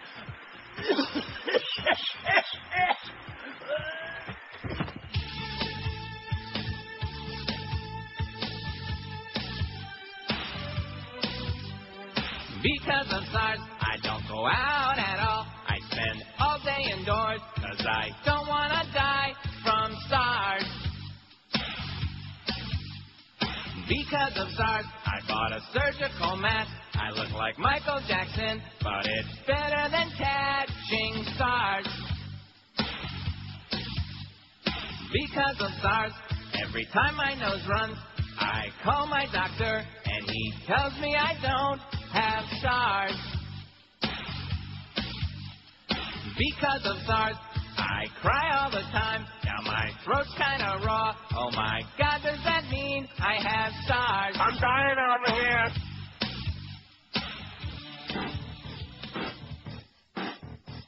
Your vote's automatically calculated by computers at the GOP.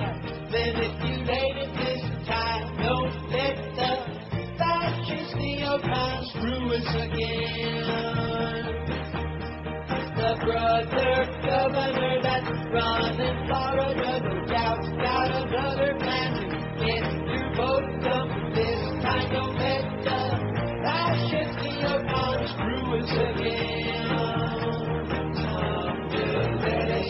Let us in, plus my staffers in, clean white faces, the man gets to get in.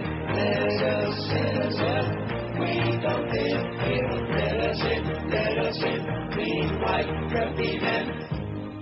Mendo's triangle bush winds short of blue, and Coulter snuggles my loins with gonorrhea.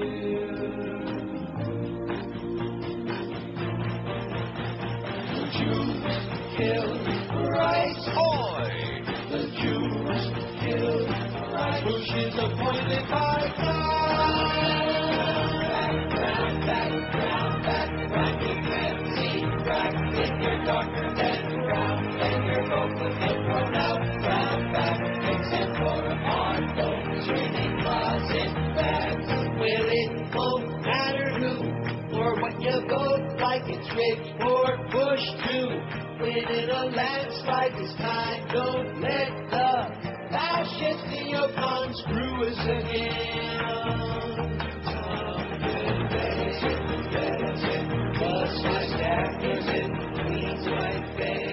152, I guess it shouldn't become a surprise that, if they stole it the first time, why wouldn't they steal it the second time, okay? Because they could, and they did. 766 votes on the poll. I think we're going out in style today. We're styling it. Yeah? Don't you think? I think it's been a fine day, and you've had a chance to sit there and eat a hell of a lot of free food from Howie's. Yes. And I've had a chance to sit here and unscramble my brains, What's your number one wish for 2006? Impeach George W. Bush, 246. Do it now. Is that last break 3 or 4 minutes? 3, I believe. Yeah, that'd be 3.5. Oh, 3.5. Oh, excuse me. Win the lotto, 111. Have lots of sex, 86. Democrats sweep the elections, 80. Good health, 54. All of our troops come home, 52. Peace on earth, 23, or a piece of something. Get a better job, 22. Put Rick and Suds and Rick back on the year, 19. Neil Rogers Show gets syndicated, 17. Find a Life, 14. Pink Floyd reunion, 9. Joyce gets fired at 8. Oh, man, would we have a party or what? I'd cater it. Getting a raise, 8. QAM gets sold. Neil gets paid off, 7. Oh, God. Get a divorce, 6. No more Mo, 3. And getting a good GM at QAM. How about just getting a GM, period, at QAM? This for starters. is Neil Rogers. This is 560 QAM.